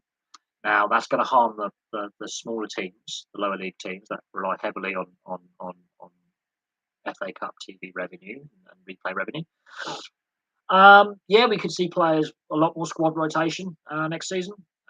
Absolutely, that could definitely be a thing. I wouldn't be surprised if squad rules have to change, enlarge squads, enlarging the squads. I wouldn't be surprised if that actually becomes a reality. And coaches are definitely going to be, managers are definitely going to be fully aware that with the way that the fixturing is going to work this coming season, it's going to be a headache they've not had to experience before. I think every club in all levels. It's going to be a headache that they're not prepared for. When league play gets suspended, it's definitely the fixturing is going to be a nightmare um, across Europe because of this World Cup. Absolute nightmare. And again, they've chased the money. They chased. I mean, Louis Van Gaal summed it up perfectly um, when he was asked a question at a Dutch press conference in regards to um, the Dutch national manager in regards to the World Cup. He was asked a question in regards to it, and he went, "Well, it's FIFA. They've got money, money, player welfare, fan enjoyment, or fan interact, fans and players. No, they went for the money." And we know that. We know how the bidding process worked. We know how corrupt it was. We know that the the whole situation. And Louis Van Gaal summed it up. Now, is Louis Van Gaal a bit of a prickly character? Yes, yes, he is. But I do agree with him. It was all about the money. I think with what's come out about FIFA since 2015, the naivety's worn off completely. This would be a great time for international sides that have a majority of players that play in summer leagues like ML. Yeah, the Scandinavian leagues, the MLS, they're definitely going to have. Um, it's going to benefit them because their seasons are done at the time the World Cup runs around. So their players are already in wind down mode. They're already fresh. They played their season. Their seasons aren't impacted. They don't have to change their league schedules. Um, so yeah, it's a great opportunity and a great time for those leagues that play in the summer in the Northern Hemisphere. Absolutely, they benefit from this World Cup. Their players will be, I think, in a better position to play. It doesn't impact them. On the same token, it still affects the Champions League and Europa League competitions that the Alsgarven teams compete in. So it does have an impact even on some of these European Scandinavian leagues that play in the summer months. They are still impacted with the change in scheduling for the Champions League, Europa League, and Conference League. That will still affect teams that are competing in those competitions. So there's an indirect consequence for this Winter World Cup, even on the summer league. So no league is immune from changes to fixturing at all. No league, quite frankly. And whether that's right or wrong, the FIFA is risking its relationship with its with UEFA and CONMEBOL over its plans for a 2-year World Cup cycle and with what's happening with the Qatar World Cup. There is already great disunity between CONMEBOL and UEFA and FIFA itself. There is definitely trust issues, and UEFA have not been happy with having to basically tell their member leagues to alter their league structures for this coming World Cup because it does affect their major product, the Champions League, Europa League, and now the Conference League. It affects UEFA competitions. It affects their members' leagues and league fixturing. It's something that was raised at the time the tournament was awarded to Qatar. Was we can't play this in desert heat. We cannot expect our players and our fans to be out in 40, 50-degree heat in the middle of the day, in the middle of summer, the hottest time of the year. It's just not acceptable. And this is where I think FIFA have lost a lot of trust with UEFA and CONMEBOL, rightly so. And these two blocks are the power base for global football. Without the South American and European teams competing at the World Cup, you don't have a World Cup. You have an inferior product. The fans want to see the best players. And if UEFA and CONMEBOL are against two-year World Cup cycle, you do actually honestly risk your product to the global audience, because the global audience wants to see the best talent play. And if the best talent is restricted from playing, and rightly so, the players are not necessarily in agreement with a two-year World Cup cycle, player welfare, then you don't have a product to sell to the global audience.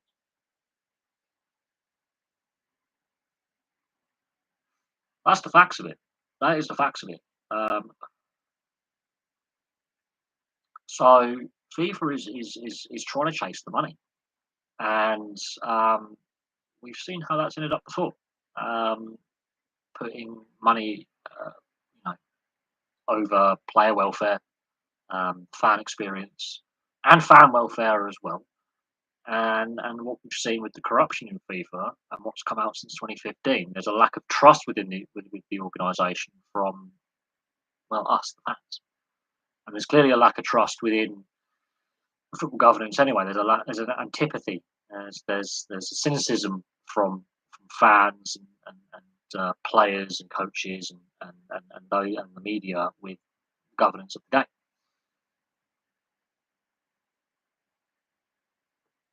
There's a massive amount of cynicism and mistrust in the direction the sport is taking. And while I understand Wenger's been tasked with trying to improve the product, and I understand trying to reform, don't fix what isn't broken. There are better ways to improve the pathways for via qualification for Africa and Asia. You don't have to go to a two-year World Cup cycle. It damages the product. And at the end of the day, if you've got a damaged product, you can't sell it. And we, the fans, are a massive stakeholder because we're the ones who buy the product. And if we are not in favour of the product, and if the TV viewership and the fan response to Qatar is poor,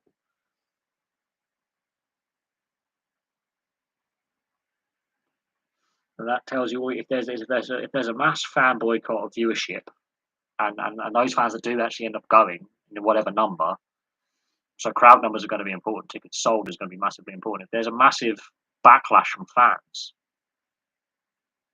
then FIFA's got a problem. And with the global economics at the moment over the last couple of months, yeah, there's an issue. With rising prices and conflict, there's an issue. Massive issue.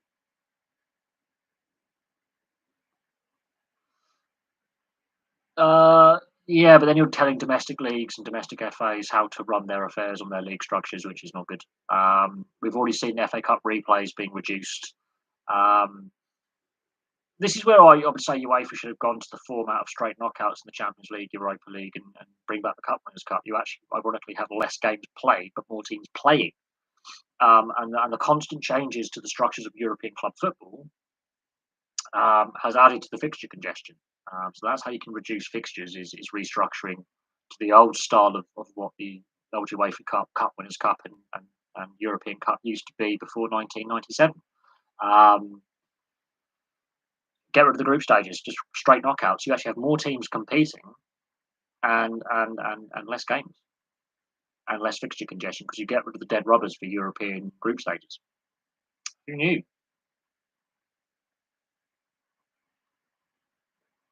And I think managers will probably be in favour of that, ironically, more in favour of that type of format because they don't have to worry about fixture congestion so much.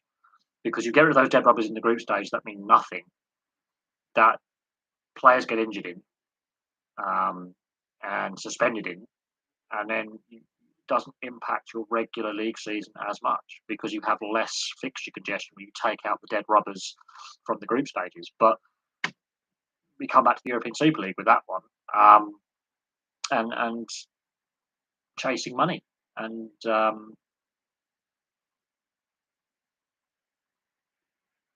I don't think fans have benefited from the current formats that we have for European club cup competitions with group stages.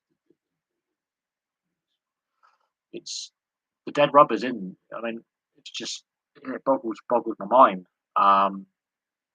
completely. But managers have been complaining about fixture congestion for years, They've already restructured the Premier League once. They've reduced it in size once in '96, and further plans were put forward by Man United and Liverpool at the end of 2020 that were rejected out of hand to reduce the league to 18 teams. That was rejected out of hand by the other 18 teams in the Premier League. Went, no, we're not having that. So, and then you're basically telling domestic FAs how to structure their seasons.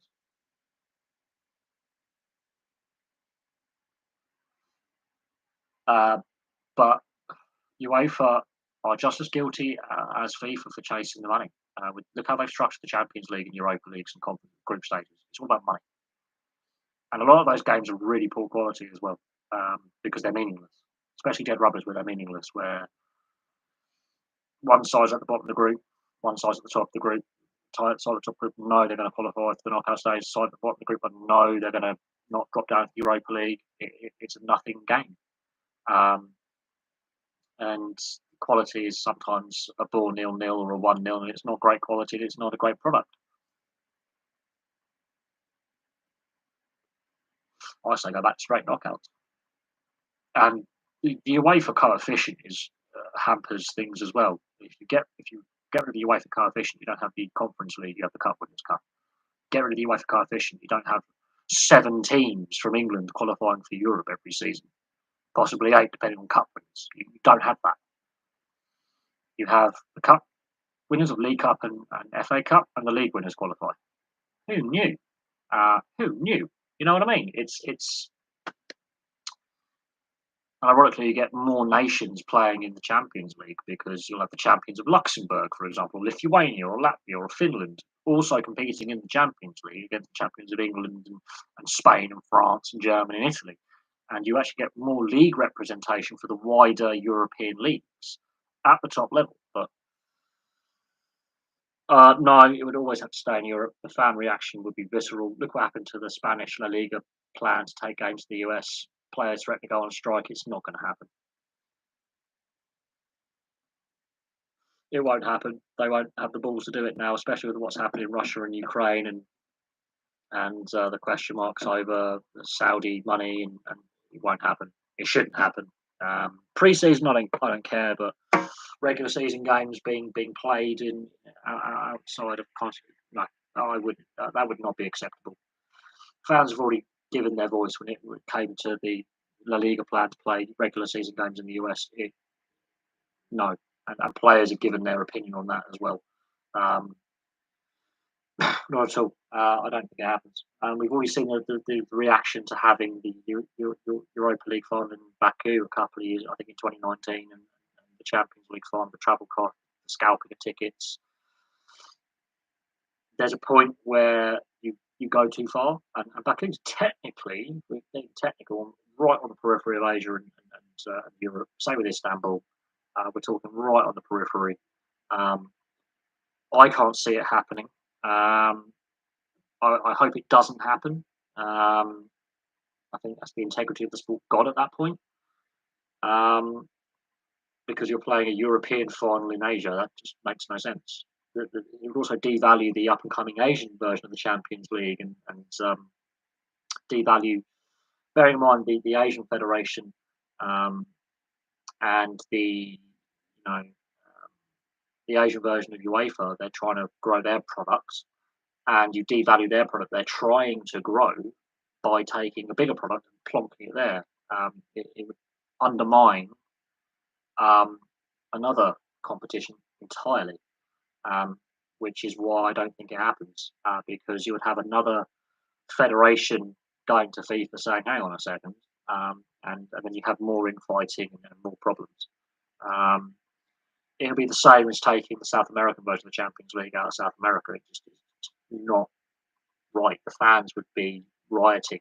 There'd be mass protests, and the players have a massive, say on it because that's extra travel, and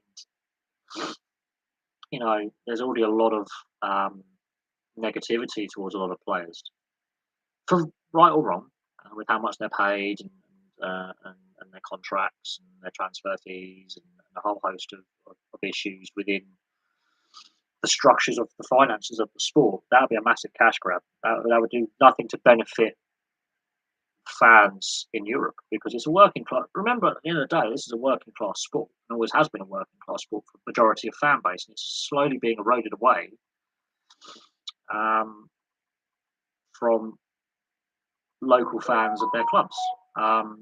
The it, it's not, in my opinion, going to happen. I hope it doesn't happen. I don't mind pre-season tours and pre-season games being played all around the place. But when it comes to domestic and European, I think it should stay domestically in Europe. Um, there'll be too much negativity, and we've seen with the European Super League idea how much the negativity behind it. Yeah, they've done it once. Have they done it again? No, they haven't.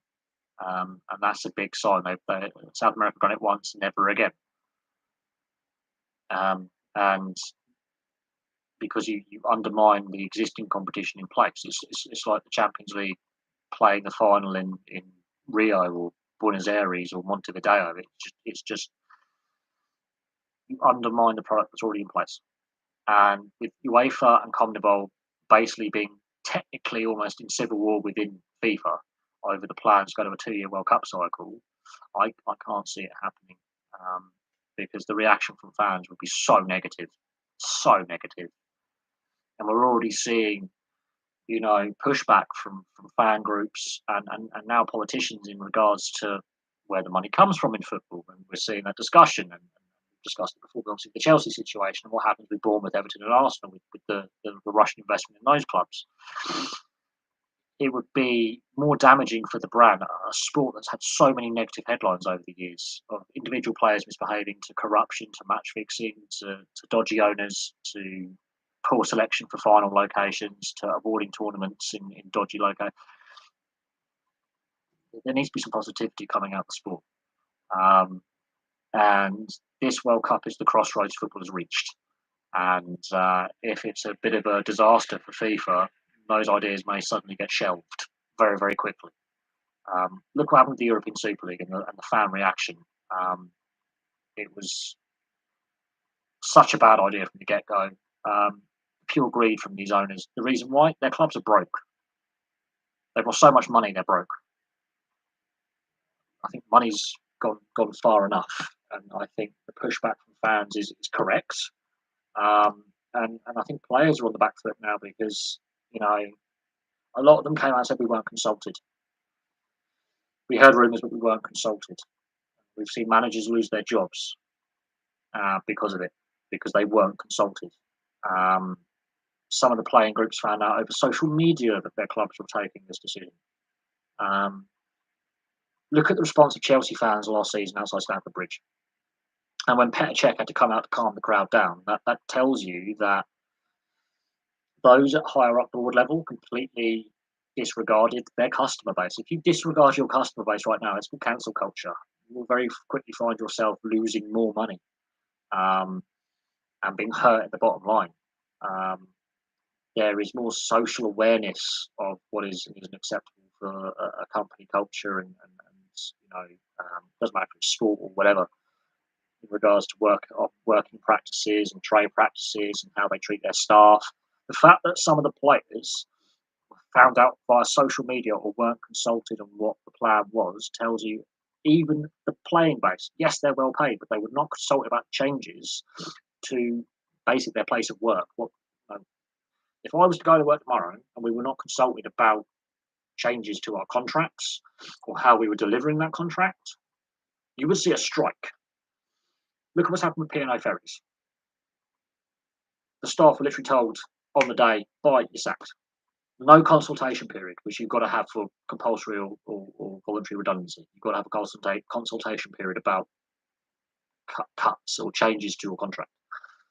So with what the European Super League clubs did and what has now transpired, there could be a lot of lawsuits that they've luckily avoided, but they were in breach of contract in regards to the every season when they had their operating license. They were in breach of that. These clubs are very lucky that they weren't heavily fined and thrown out of the leagues they're in and allowed to operate, because they were technically in breach of trade rules. that they sign up to every year when they renew their operating license. They were in breach of them. Now, what's led up to the European Super League and what's led up to this World Cup in Qatar is shockingly weak governance and corruption for years. And fans have had enough of it. And there's going to come a point where people start switching off, and it does affect the bottom line. And should a should another club try? Should the European Super League rear its ugly head again with what's happened since economically for people? You are going to see pushback, and you're going to see a point where there's mass boycotts. And when you have season ticket holders refusing to renew their season ticket, and those who buy tickets on the day or week two in advance from an away game refuse to buy tickets and stay away from matches and cancel their Sky or BT Sports subscriptions, you are going to feel it in the bottom line. People are already doing that in regards to the Premier League pay-per-view fiasco. People have had enough of this. The way that certain political and social movements, whether rightly or wrongly, have infiltrated sport. And we don't call it man of the match anymore, it's now player of the match. People are pushing back and saying, hang on a second. We watch sport to get forget about the social issues for a day and just forget about the politics and the economics and actually just immerse ourselves in the sport and spectacle and not have to worry for 2 hours about the day-to-day humdrum of life. And while I agree sport is a great tool for social action on social issues, there are better ways to do it. And I think they try to force issues in the wrong way. While I'm all for racial equality, ending police brutality, awareness on domestic violence and violence against women and raising the spectre of social issues correctly. The way football and other sports have gone about it has actually made people more resistant to working out why the social issues exist and why, like looking at how TalkSport and Sky Sports have basically cleared out their presenting teams. For what? Why fix what isn't broken? And then they're promoting purely based on gender or ethnic background rather than quality and encouraging that quality from grassroots. They're going, that Laura Woods on the radio a lot. And then you've got to look at the editors and the producers going, this is what we wanted to talk about on your talk show today. And it's not even related to sport. It's crap. And people are switching off. They're not listening. They're not watching. There's a point where I understand raising the issue of social ills, both domestically and abroad, and raising these issues and talking about these issues and trying to eradicate these problems or help fix these problems. And there's a way not to do it. And the way the broadcasters and the sports are doing it is the way not to do it. Because it's putting people off trying to make a difference. When it's calm, you mentioned human rights, you get cancelled, Blackpool, it's not allowed. Yeah.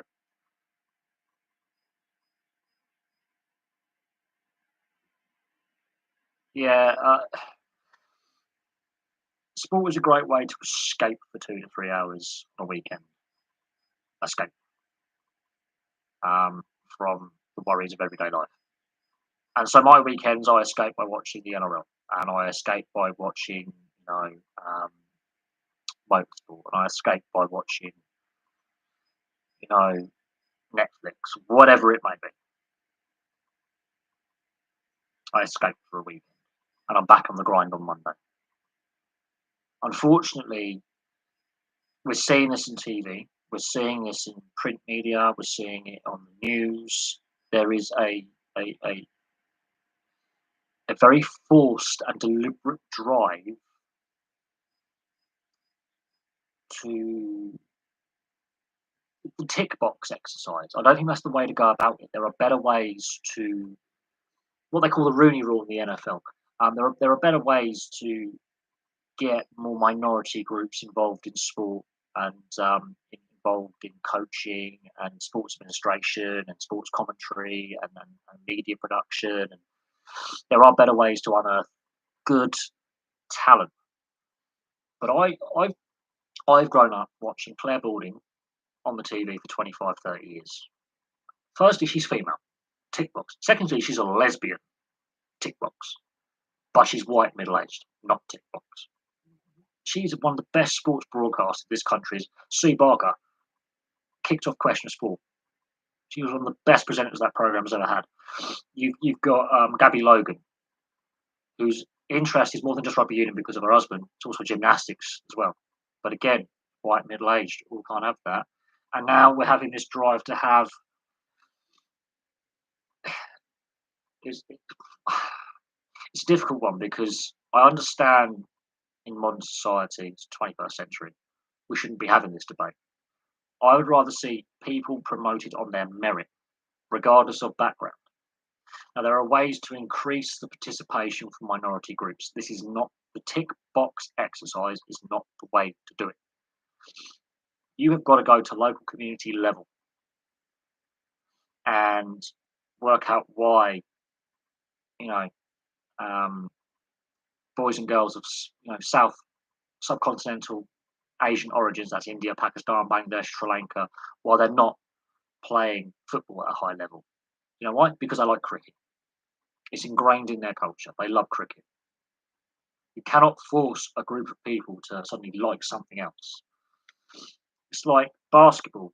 Oh, there's not enough white players playing basketball because it's culturally identified by the Afro-Caribbean and Afro-American populations. That's why it's popular with those groups. Very popular because it's a very popular sport within that demographic. Baseball. The Latino population loves baseball. Don't ask me why. You cannot expect them to suddenly want to play ice hockey or want to play football or rugby union. Or rugby. You cannot expect when it's ingrained. You have to. It helps when you get someone from that background playing a different sport at a high level. It does help entice young kids to want to play.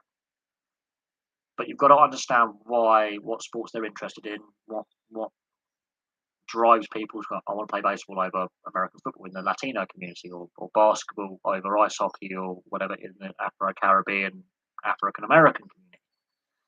There's reasons for that.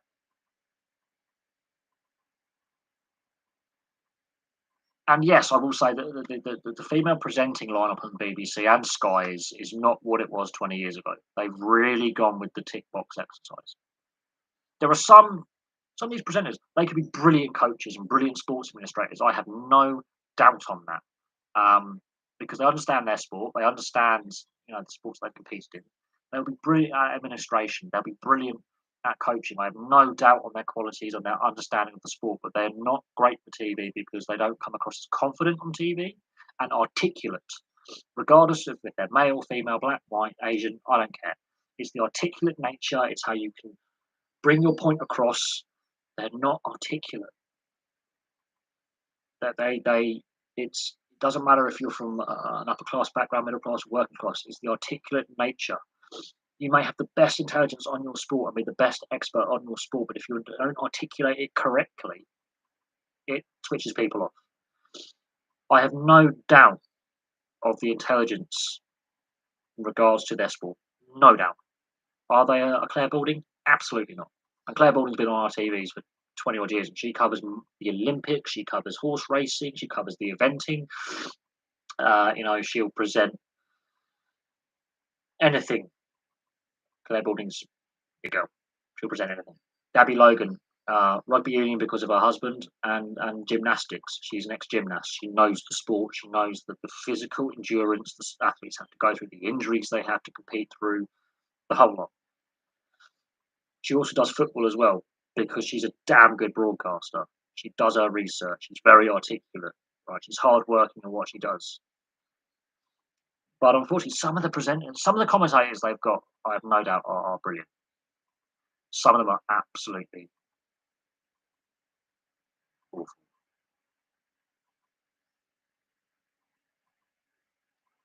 And I'm assuming that you're talking about Spain there. Could Spain have been possibly? They have a lot of players playing the French system, and it's well played at the universities and in the middle classes in Spain. Absolutely, if they get it right, they can definitely be on the up. But the BBC use awful football pundits and needs to have some really fantastic people. I sadly have to agree on that one. But there's always been really good the past, the BBC and ITV used to have some brilliant female presenters and experts when it came to sport and commentators. Really brilliant on radio and on TV. I think there's a general dropping in quality in the media across the board, male and female. There's some shocking male presenters as well and commentators, absolutely shocking. The quality of sports broadcasting has declined, regardless of the reasons for it. Just being a good footballer doesn't mean someone's a good pundit. Yeah, for me, Ian Wright is the proper fans pundit because he comes from a fan's point of view, simply because he's a father of two players. He came to the professional game very, very late. He's from a very humble background. But he talks as how you want a fan to talk with them in here. Alan Shearer, the best striker this country's ever seen, in my opinion. And that's a little bit biased because he played for Blackburn, but even at Southampton, Swindon, and Newcastle. Record goal scorer in the Premier League. Yeah, he's pretty good to have on the telly.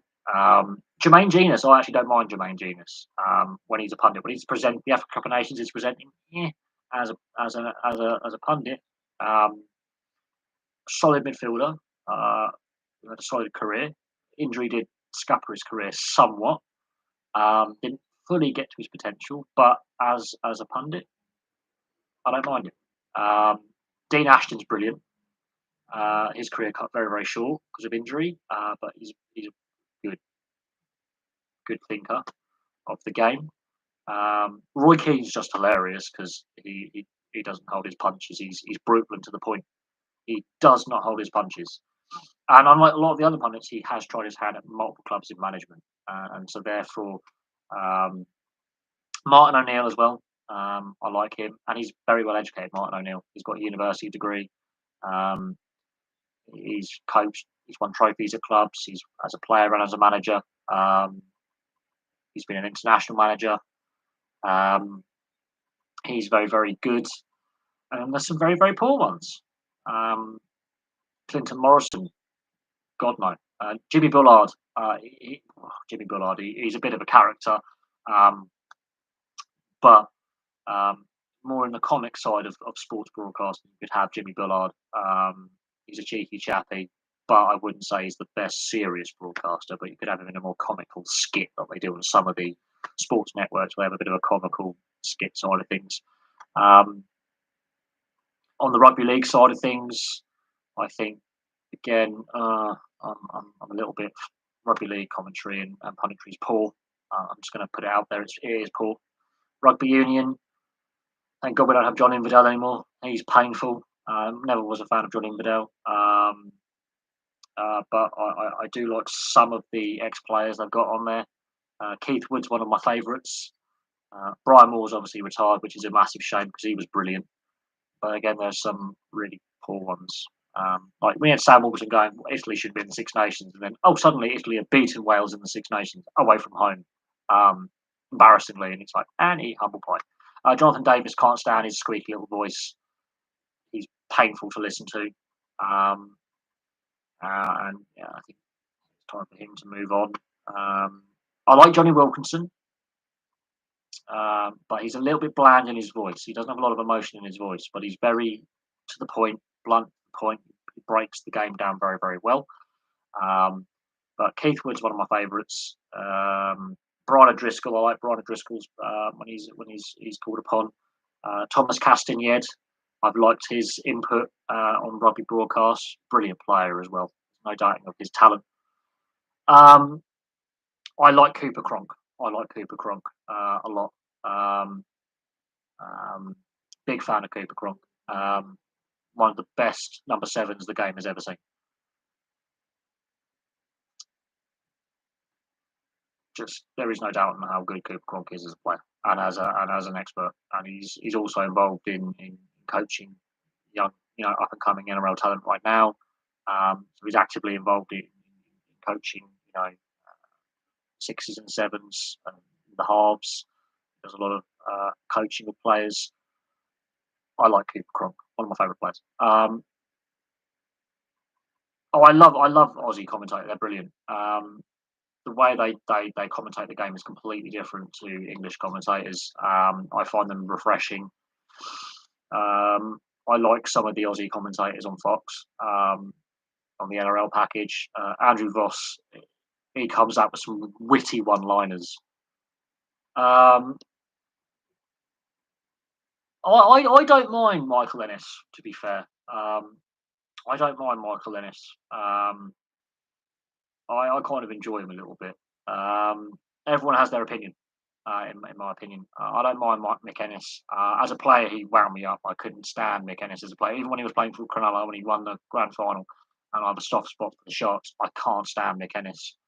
As a player, as a pundit, and as a commentator, a colour commentator, or a play-by-play colour commentator, I don't mind him. I don't mind him. He's not long retired. I don't mind him. The game hasn't moved on that far since he retired. And he gives his opinions honestly. Uh, I don't think he's the worst out there. There are worse, in my opinion. Gus Gould, can't stand him at all. You know, shame Peter Sterling's retired from media at the moment. He's decided to retire. Gordon Bray, he's getting on a bit though, isn't he? It's a shame that Peter Sterling's decided to hang up the mic and retire from being a commentator and doing his media commitments. He's a fantastic. He's been fantastic. He's worked for both Fox and Channel 9. He's a fantastic knowledge of the game. You know, it's a shame, but you know, it's like John Motson with football and retiring and all that. It's the end of an era, and I do think sports commentary and sports journalism has declined in the last 10 years. It's been very noticeable, that decline. And these questions come up quite regularly about my views on you know, the forced diversity in sports broadcasting. I think it should be on merit. I've got nothing against female commentators and presenters. I've got nothing against ethnic minority commentators and presenters. They've got to be good enough to do the job. There's plenty of white middle-aged male commentators who are also equally as shockingly bad. There's no denying that. But at the same time, they should be put there on merit, regardless of their background and their education and what they've done. But they should be there on merit, not because they're a female or they're black or they're gay or whatever. They need to be there on their merits, and that's why I like Claire Building. She got there on her merits. Got there on their merits. Sue Barker. These are all ex-professional. Claire Building, ex-professional eventer.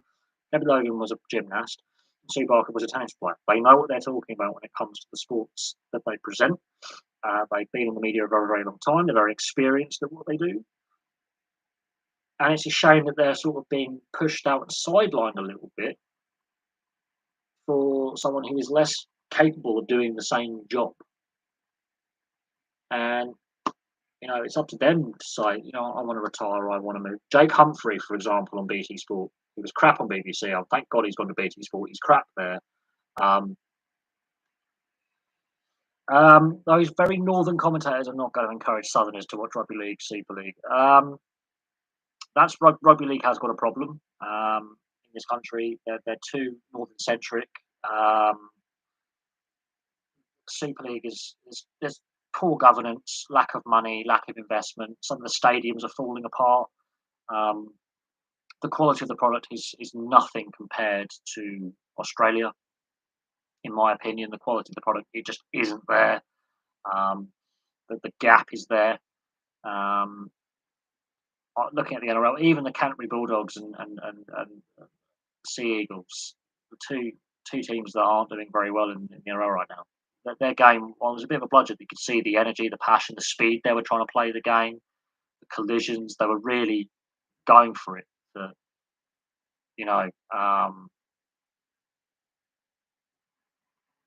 For 80 minutes. I think the NRL is a um, far superior league over the Super League by not just a little bit, by a lot, um, by a huge golfing class. Golfing class is massive. Don't get me wrong, I love watching the Challenge Cup. I love watching the sport, but the golfing class, it's painful watching the Challenge Cup now. It's painful watching highlights of the Super League because I can just see the quality level is so much higher. Apart from the West Tigers, because they're just a basket case, but Canterbury Bulldogs have passion, they have fight, they really have given it a go in all three games so far. They would beat most of the Super League sides, and they're a side that is at the bottom of the NRL and will be at the bottom of the NRL come the end of the season. They still give 110% on the day. The class gap is huge. There is no debate on this. I I don't know how you fix Super League's problems and rugby league in general. I don't know how you fix the issues that plague the league. I just don't know how you do it. Um, but there needs to be a willingness to go. We need to look at the Midlands. We need to look at the south of England. We need to look at developing the game in new locations and supporting those up and coming teams and supporting grassroots. And hopefully the World Cup will bring some of those benefits. Um, it desperately needs a shot in the arm because the governance of the game is shocking. There's too many layers of governance. There's just no direction within the sport of what it wants to be. No direction at all. And yeah, I just don't know where the sport goes from here in this country.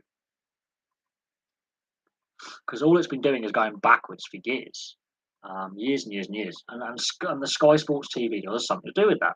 And when you give over that much power to a broadcaster to be a sole broadcaster of a league until this season, it's going to hamper its growth, especially a pay-per-view broadcaster. Subscription broadcaster, it definitely hampers its growth. And it switching from a winter to a summer league hasn't helped either, I don't think.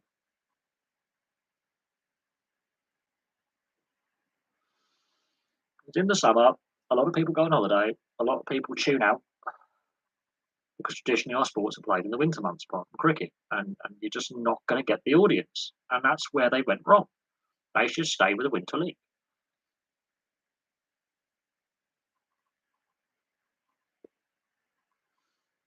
Generally, the weather's nice and kids want to play outside. They don't want to go to games. They want to hang out with their mates. And look at the stadium infrastructure for a lot of clubs. It is shocking. The stadiums are in a really poor state of repair. And very few clubs are actually making a profit.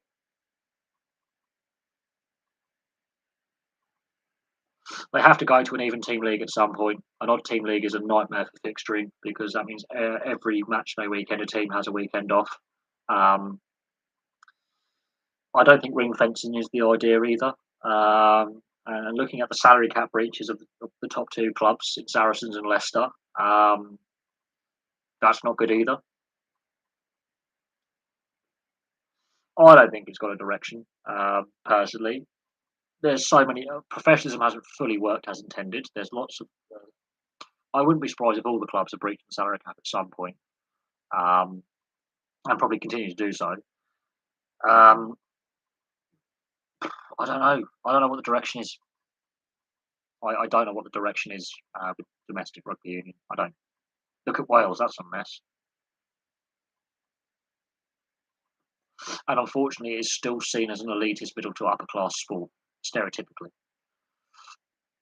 And that's again a media stereotype. There's a lot of working class lads who do and girls who do play the sport.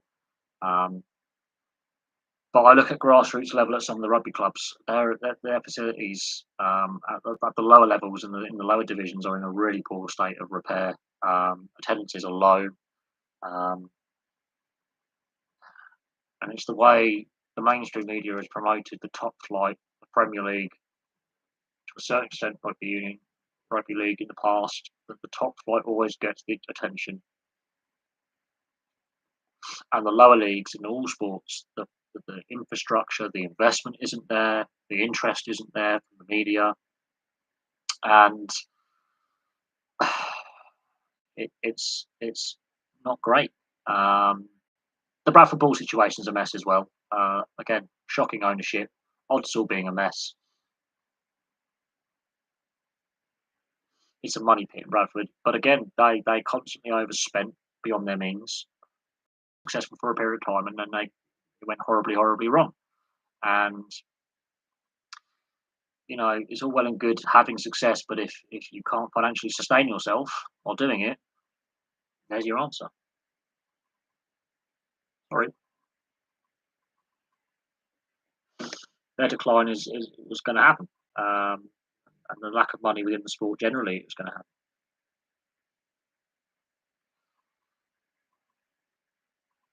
Yeah, switching to a summer league was a mistake, and it's led to the decline of the sport because you're playing a contact sport in heat. So the quality level is going to be less. You look what's happened to the NRL when they've played some games earlier in the day in North Queensland. Players are struggling, and rightly or wrongly, when players are collapsing after 15, 20 minutes, it's going to affect the quality of the product. The pitches might be in better condition. Are the players, though? Are the players benefiting from playing in the height of summer? No. Is the quality less than the NRL? Yes. You know why? Because the NRL play in their winter. The temperatures are cooler. You can compete at a higher intensity for longer. So, yes, there's a player welfare issue. Um,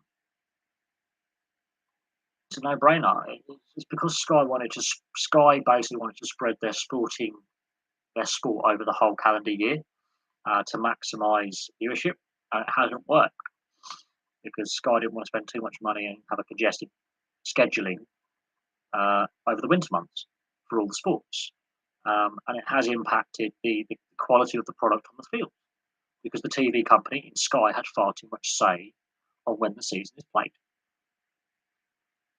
Plain and simple. It should go back to a winter league. It was a far better product as a winter league. The pitches weren't as good, but it was more of a test, and the players could play at a higher intensity for longer during games.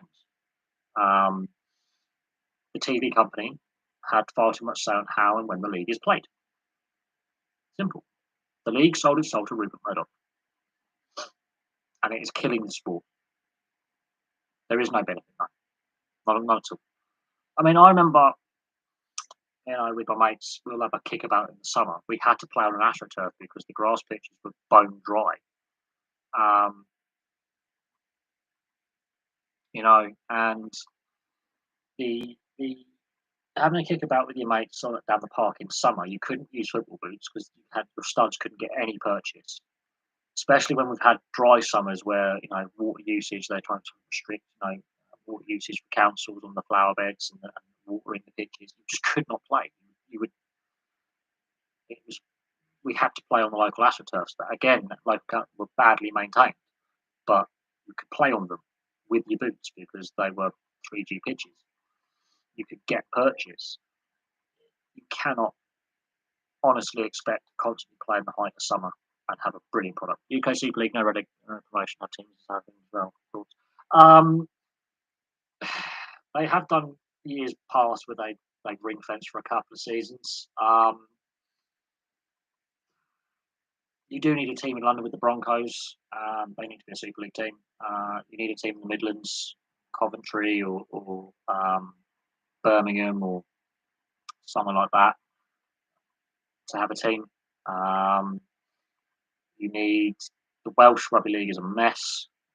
In the West Country, there needs to be a more spread out player base, a quality base, and there needs to be a better TV deal. And I'm very positive on Channel 4 having the TV rights to a limited number of games, which I don't think is enough. There needs to be shared broadcast rights for all games. Not enough games are broadcast on TV. And when players go over from the NRL to the Super League, they comment on that. Like the video ref isn't available at all games. There's a lack of consistency with when the video ref's available. Crowd numbers aren't great at some games. There's lots of empty seats. That's because it's a summer league now, and it doesn't benefit the product. When you do have the televised games and there's empty seats all over the place, it's not a good look. I wouldn't say get rid of the relegation or promotion necessarily, but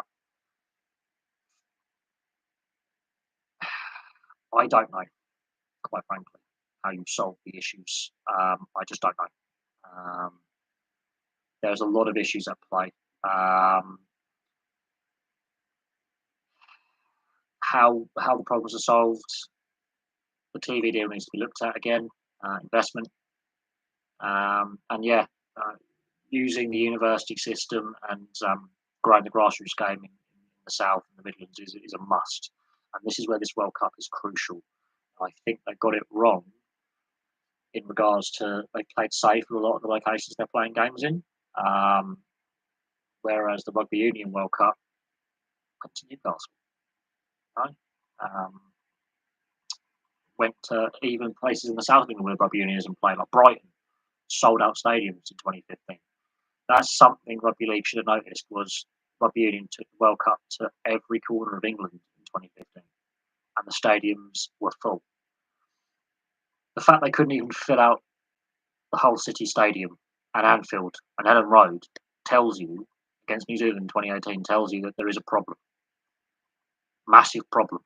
They can't sell out Leeds and Hull, which are rugby league heartlands, could not sell those stadiums out,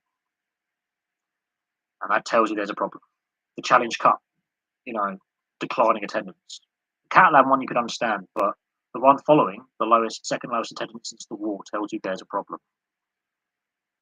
But the Challenge Cup is contracted to Wembley till 2027, so we've got another 5 years of going to Wembley at least with the Challenge Cup final. I don't know what you do. I could come up with ideas, but look, I'm just one guy who's a rugby league fan who feels disenfranchised with how the Super League is governed and how the sport is going in this country, and I follow the NRL. And that shouldn't be the case. But also, the RFL basically saying there's no fans in the South England. We don't exist, apparently. We have been neglected as a fan base for a long time. The Broncos, I don't think, have found a permanent home, which is a problem. And they need that support from the RFL to find a permanent stadium where they can call home without having to go into partnership with a football club or rugby league, a rugby union club like they did with Harlequins for a while. They need to find a permanent home and a permanent identity. And if that means building a purpose-built stadium, so be it. But the RFL, coming out of this World Cup, needs to support teams in the South and the Midlands. The Ottawa Aces moving to Cornwall, I think, is a bizarre decision. That is rugby union through and through. You are not going to get the fans there.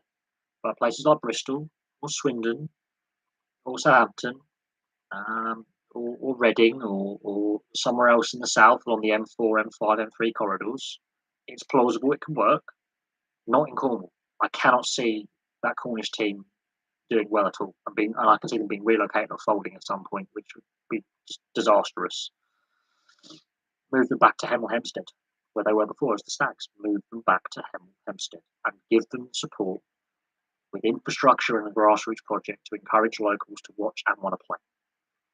And that means looking at offering state schools and some private schools the option to take up rugby league as a sport.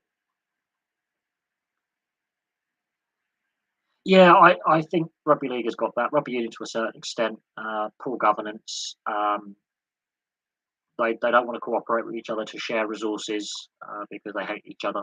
Look at the Welsh situation, where rugby league in Wales is a mess. Rugby union in Wales is a mess.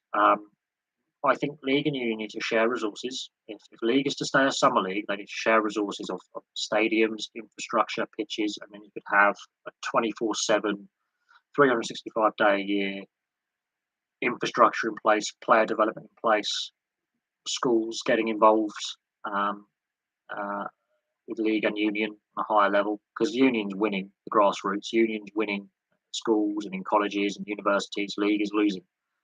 So there needs to be more investment in grassroots, growing the game at grassroots, and this is where the World Cup is important. Kids will want to play. It's broadcast nationally on BBC. Kids will want to play.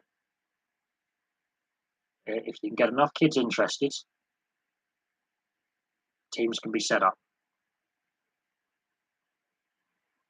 You say about union, but they need a 14th team. Otherwise their league system doesn't work. They need a 14th team for the league structure to work. Otherwise, it just doesn't work. You cannot have an odd team league. It's ridiculous. it screws up fixturing. That means one team is always having a weekend off, which means you actually lose revenue overall. And it's a pain in the arse for TV companies because they'll say we've got the same amount of match day weekends being played, a few more matches being played, but not many. 26 more matches being played a year for the TV deal. You need a 14th team. You get another 26 matches being played per season. And then you get a better TV deal, more revenue coming in. So a 14th team is a must if they're going to do something, make it a 14th team league. Anyway, I'm going to call that a day because I've been going for 3.25 hours. I've got things to do. I've got to do shopping and get my work gear ready for tomorrow. But thank you very much for all your questions. I really appreciate it. Thank you very much. Keep your eyes peeled because there will be another video this evening in regards to getting 880 subscribers. So I'll have some more content for you very, very soon. Thank you very much for your questions.